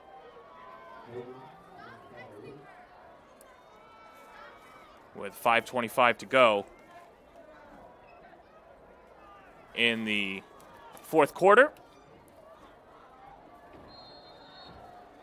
And obviously, not the start that Kellenberg was looking for, coming out with a first and very long, but it's an uphill battle for them to scrape their way back into this one. Page on first down into the flat. Cannon, pickup of a yard. Holy Trinity still doing a good job flying to the ball as the clock ticks down in the fourth quarter. Those guys seem very well hydrated on the sideline. I'm sure Body Armor is taking care of business, making sure these guys can put their best foot forward. And we'd like to thank Body Armor for their incredible support of Varsity Media and New York Catholic high school sports. The top sports network, for my money, in the area of high school sports. Page gets a few blocks and hurdles Andre Curtin and gets a huge gain. Wow. Not a lot of guys at the high school level who could do this. You see the big 6'3" quarterback escaping, razzling, dazzling, and then he's going to come through and just say hello to the foot. How about the verticality? That's got to be a top 10 play. something I've always wished I could do. You know, as a 290-pound offensive lineman, I wasn't getting more than about 10 inches off the field back when I was playing, but pretty amazing the athleticism of Devin Page. Well, hey, you're in great shape now. You're not, Yeah, hurdle now I could probably do a hurdle, but you'd have to line me up against like the fourth graders or something for me to clear them. I still don't have those ups. Well, and Page shaken up, so Peter Sluka back to pass, firing over the middle, incomplete. Pass batted away by Curtin. You could tell Andre Curtin right there was wide-eyed, waiting on an interception right there. Good job by Claude Albert Makalele coming in, breaking it up, playing a little DB, which he's been doing all day, playing both ways. Makalele, one of the guys on the scouting report for Holy Trinity, as they've done a good job defensively on him.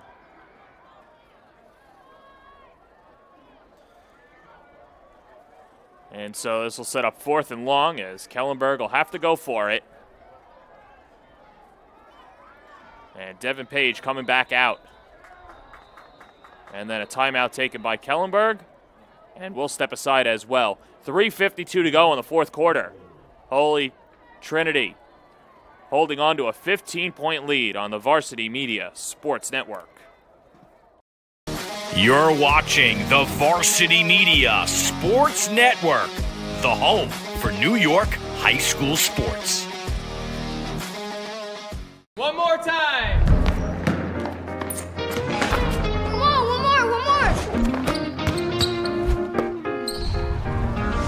Come on, one more. One more. Righty stance. Yeah! 2, 1.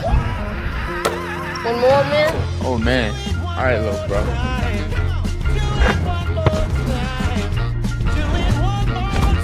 Want more?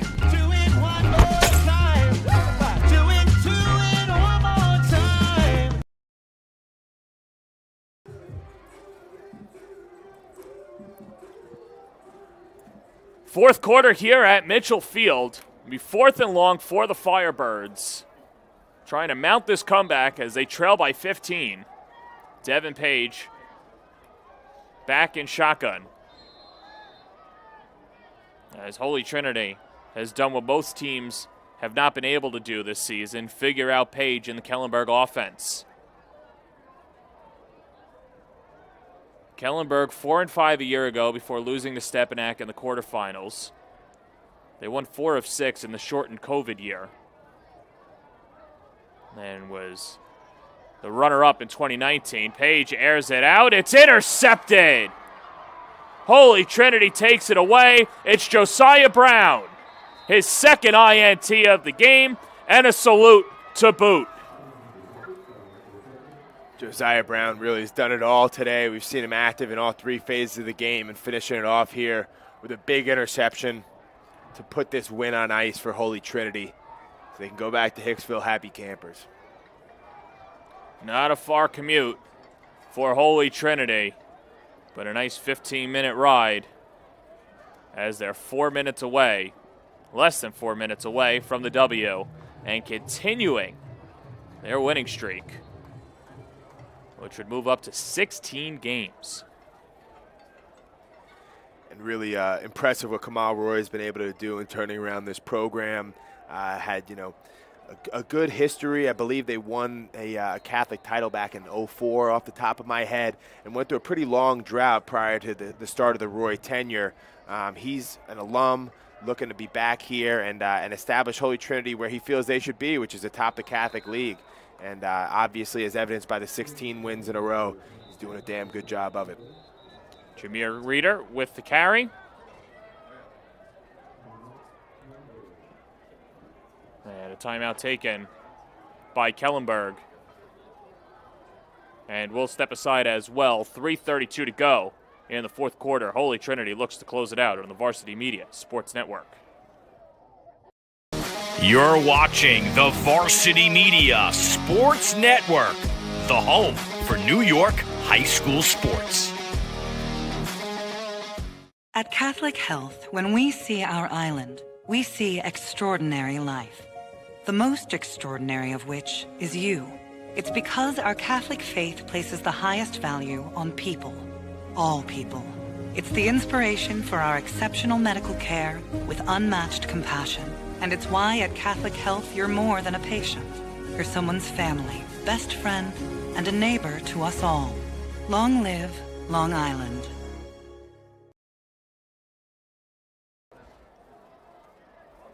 Rocco Raynone back out on the field. 3:32 to go in the fourth quarter. Time on the side of the Titans. They're up 15, and Jameer Reeder. You could make the case that Reeder's the player of the game, or Curtin, or Brown. But for Holy Trinity, all they care about is they're getting the win. As we'll get another timeout taken by Kellenberg. But let's look ahead at the docket on the Varsity Media Sports Network. And, you know, it's starting to get late. It seems like yesterday that the season was starting across all of Long Island. Now we're in the thick of it. Fordham Prep at St. Anthony's, East Rockaway. The East Rockaway Rocks taking on Cold Spring Harbor, Zavarian, and St. Francis Prep Saturday night. And then always a good rivalry the following week. West Hampton Sayville, Port Washington Syosset, and Moore Catholic taking on St. Francis Prep. I'll be out in South Huntington on Friday night. Really excited for that one, seeing that St. Anthony's offensive attack is always a treat, led by quarterback Dante Torres, who's staking his claim as, you know, perhaps the top quarterback in the Catholic League with some great competition this year. But if you look at that St. Anthony's offense, it's going to remind you a lot of what you saw here from Holy Trinity. A lot of different great options that they repeatedly target, do a good job of spreading the ball around, you know, one of the top teams in all of New York State this year. So going to be excited to be out in South Huntington on Friday for some more fun on Varsity Media. And I think we were talking about this off the air, but Reeder, as he goes up the gut and taken down, it'll be 4th and 1, that you were saying, Pat, that Dante Torres, he plays in New York, so New York always has that shadow of, well, it's New York, and they don't really produce a lot of good football talent. I don't know where they've been the last 5 years, because certainly it's been smattered with New York prospects all across the NCAA, but you're saying that Dante Torres is good regardless of where he plays. Yeah, I was making the argument earlier today that, you know, I think Dante Torres is a borderline Power 5 quarterback. And I played with some really good ones during my time in college, got the chance to play with Deshaun Watson and Trevor Lawrence. And really, when I watched Dante Torres sling it in South Huntington on Friday nights, I see a lot of those qualities that you look for at the next level. He's got the size, 6'3", 200 pounds. He can run and does a great job keeping his eyes downfield. You know, similar to what Rocco Raynone has done today, on a little bit of a bigger frame. So I've been incredibly impressed by him. And then if you look out at his options out on the edge, Holy Trinity marked by some more speedy, smaller type guys. St. Anthony's on the flip side, a team that has giant receivers. Kenyon Miles, 6'4", KJ Duff, 6'5", and those guys go up and get it. So a lot of fun watching them play every single time. I don't know if you got a chance to see what happened with that Iona game, but it was a 48-42 final. Literally the last team to possess the ball won. And, you know, I think that's kind of how it is with St. Anthony's this year. They're not a great defensive team, but, boy, maybe the best offense I've ever seen in high school. Measurement will have Holy Trinity short. And Kellenberg takes over on downs. This Holy Trinity team also, though, you know, we like to compare New York teams to how they do outside of state, you know, against the big Texas teams, the big Florida teams. What I can tell you is with the type of athletes out on the field that we've seen here today at Mitchell Field, really, you know, I think you'd be hard-pressed to find a school anywhere in the country that's going to run these guys off the field. I don't care if it's IMG Academy, but the kind of speed that Holy Trinity can bring to the table and the diverse array of different options they can hit, I think they're a challenge for anybody, as are, you know, a lot of the best teams in the Catholic League this year. I think it's really the strongest New York football has ever been. Devin Page rolling out. And the pass knocked away, and say it was out of bounds anyway. Michael McQuaid was the intended receiver. We were also talking about, I guess you could go your 6 degrees of Kevin Bacon too. So, or Chris few Bacon wins today. Or Chris Bacon today, right? Exactly. He's been fantastic, but you know, a few wins from the Catholic League leading to opponents that have beaten Don Bosco, which of course is a top 50 team in the country every single year. I mean, the talent is here. Absolutely, yeah. I mean, there was that rivalry going to enter the season. I believe they called it the Rumble on the Raritan at Rutgers over in Jersey, but really strong performances across the board by the Catholic school teams. I know that, Stepanak had a major win. Off the top of my head, the team is eluding me, but a top 10 program in New Jersey. St. Anthony's went out and played really good football in their out-of-state game, and then obviously Iona goes into Bosco on the road and wins. So I think it's really an opportunity for New York State to plant their flag in the ground and say, hey, you know what? You've always looked across the Hudson River for premier football talent going over to New Jersey and that big north. But I think people are starting to realize, hey, you want to get into the five boroughs, you want to get out on Long Island, up into Westchester, and see some of the talent that's in store. Because, as somebody who played with a bunch of guys from Atlanta and Texas and all these major programs across the country, I can tell you that those guys don't look any different in Florida than some of these dudes do on the defensive line for Holy Trinity. Exactly, and Stepanak, that went over to Paul Catholic on September 17th, and there's Sean Cannon with the catch.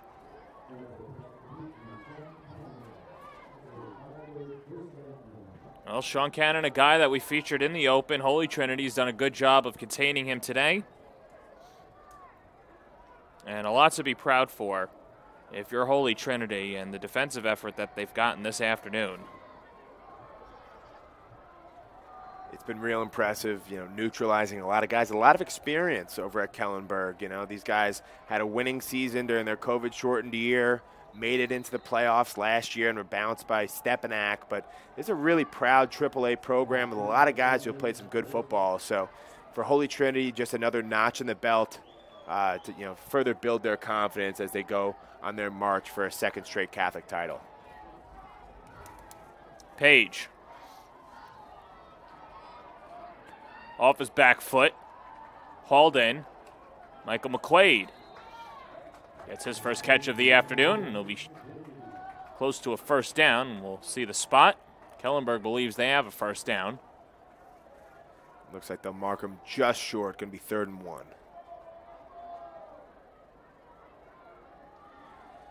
And I think, from a moral level, we hate talking about moral victories, but if Kellenberg were able to punch it in right here, I think it'd mean a lot building into next week. It's a good job right there by Cannon, just getting to the sticks, sitting down.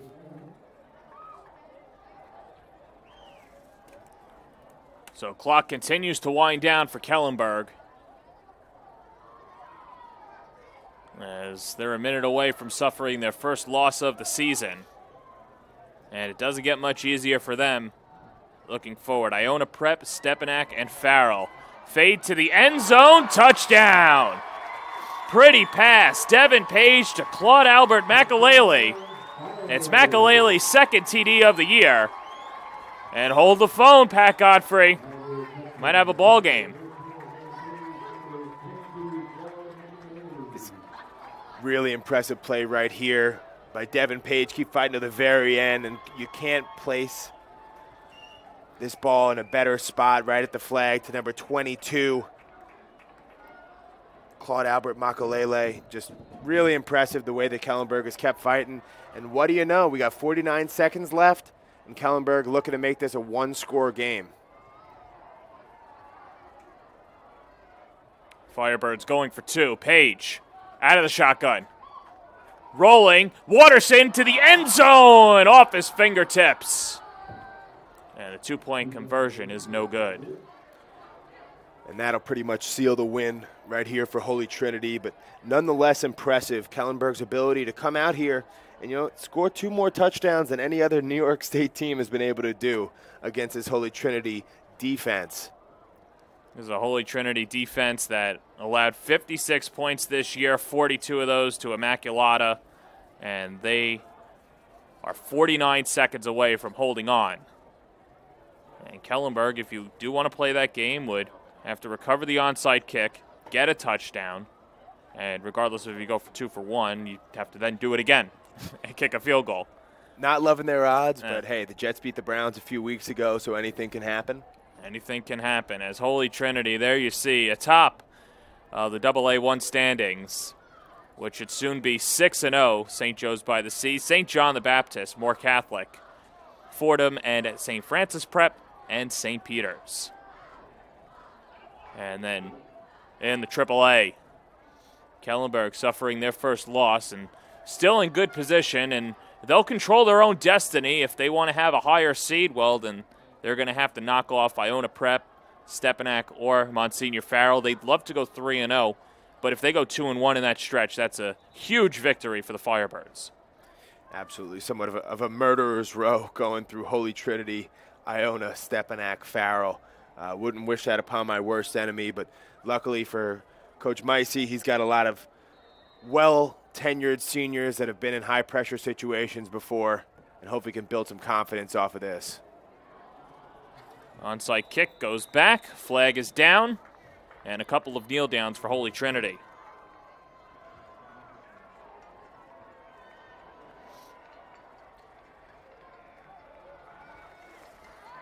It's kind of a systematic approach for Holy Trinity right today on offense, just hammering the ball to Jameer Reeder and then taking the time whenever they needed to get the ball out there on the edge to some of those really, really talented wide receivers, be it Josiah Brown, who gets a lot of the headlines, but also Andre Curtin has had a good day. Jaden Simpson, we called his name a few times. A lot of key contributors on this offense, and ultimately just too much to account for the Kellenberg D, as Holy Trinity is going to walk out of here top dog. Holy Trinity and their crowd getting into it and starting to sense the victory. It'll be a fun ride back to Hicksville for the Titans, who have played like Titans this afternoon. Waiting for one more spot down. 2 kneel down should do it, and a lot to be happy for Rocco Raynone and company. And that's the backup quarterback now in there. Andrew Locke, a senior, locking down the victory for Holy Trinity.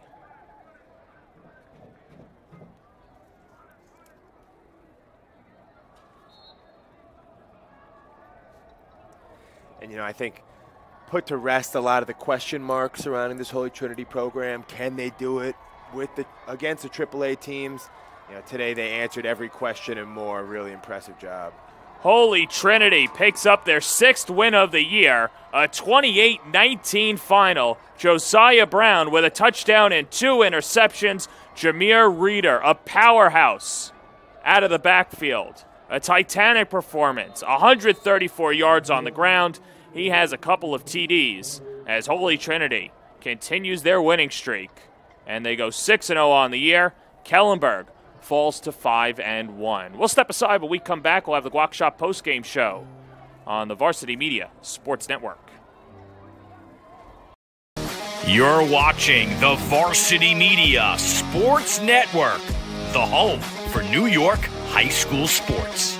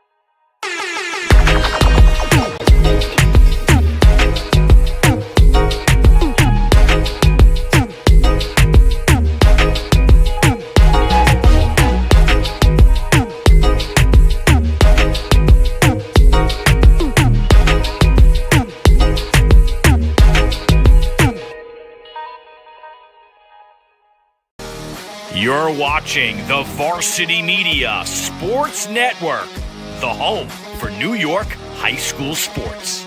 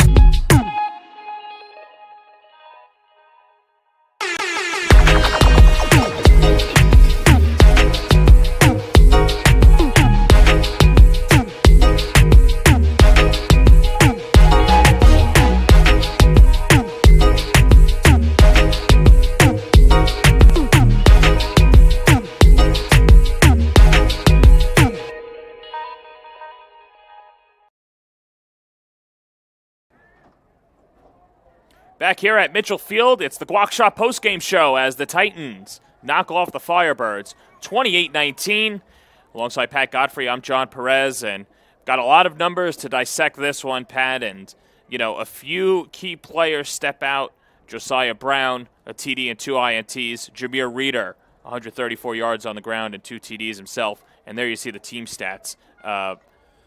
Pretty close, but at the end of the day, Holy Trinity perseveres. Yeah, I don't know if the stats right here tell the full story. It was a pretty dominant performance by Holy Trinity with a valiant effort by Kellenberg at the end to kind of recoup some of their lost ground. But the real thing that I'm focused on, if I'm Kamal Roy, after this game is, hey, we played well. We proved to ourselves we can hang with the big dogs. We can beat up on AAA teams too. But you know what? We're not going to keep winning so long as we're going to, commit 12 penalties, give up 127 yards in that category against – a different opponent that could really cost you, and I think that's something that is going to be a real point of emphasis for Holy Trinity as they look to build on this win. Well, looking ahead for Holy Trinity, after today, more Catholic and Chaminade, and they'll basically get a bye as you can stop by the Guac Shop with locations at Garden City, Jericho, Wantagh, Freeport, and New Hyde Park. Check them out at guacshopmexicangrill.com, on Facebook, Instagram, at Guac Shop, and be sure to download the Varsity Media Pass, and a lot of content and an action-packed weekend that we had this weekend. Farmingdale, Freeport, Southside, along with MacArthur. Holy Trinity beats Kellenberg. We're going to recap it all tomorrow on a podcast. Top 10 plays, highlights, interviews, and more. It's all available on iOS and Android. Be sure to download it on the VarsityMediaPass.com. And Pat, give the fans a little taste of what they saw this weekend, how exciting the rest of this Catholic League season is going to be. I think what the word of this year so far in the Catholic League to me is parity at the top. We know who the top dogs are. We've got 5 or 6 elite teams in the Catholic League this year, but we have no idea who's going to come up on top amongst them. Very, very close, and the only way to really get the best analysis that you can out of what's coming up on Varsity Media all postseason long is via the Varsity Media Pass. I encourage you, get on it. If you like to drink high school football through the fire hose like I do, there's no better destination to get it done right here all week long on Varsity Media. You don't have to wait till Friday night. I'm going to be getting high school football all the way through the whole week. That's right. So and excited. Yes, and we've got a ton of high school coverage coming up next, including the Catholic High School Football League playoffs through the month of November, Saturday the 5th, the 12th, and championship Saturday right here at Mitchell Field. Varsity Media, your home for the 2022 Catholic League playoffs. And you can follow the content on the Varsity Media app. And there you see. Next week, Pat Gottfried will be at St. Anthony's. I'll be at East Rockaway, Cold Spring Harbor. Should be a good one. And then myself and Jim Pittman Saturday night before a nice appetizer and teaser going into the next week. A full slate of games, and should be a lot of fun ones. Absolutely. St. Anthony's Fordham Prep should be a really fun one. If you want to see some high-octane offense, I suggest you tune in at 7 o'clock. We're going to be live at Cy Donnelly Field for an electric atmosphere at St. Anthony's homecoming. And, per usual, always a lot of fun whenever you're getting to join the Varsity Media Sports Network. Really appreciate everybody who lets me be a part of this great company. So much fun and the best coverage in the nation. Well, for our cameramen, Ron Pierre and Mike Verdi, Jared Veluzzi patrolling the sidelines, technical director Chris Sweeney, and our executive producer Ben Turchin. For my partner, Pat Godfrey, this is John Perez saying so long from Mitchell Field. This has been a presentation of Varsity Media's coverage of the New York Catholic High School Football League, presented by Catholic Health on the Varsity Media Sports Network.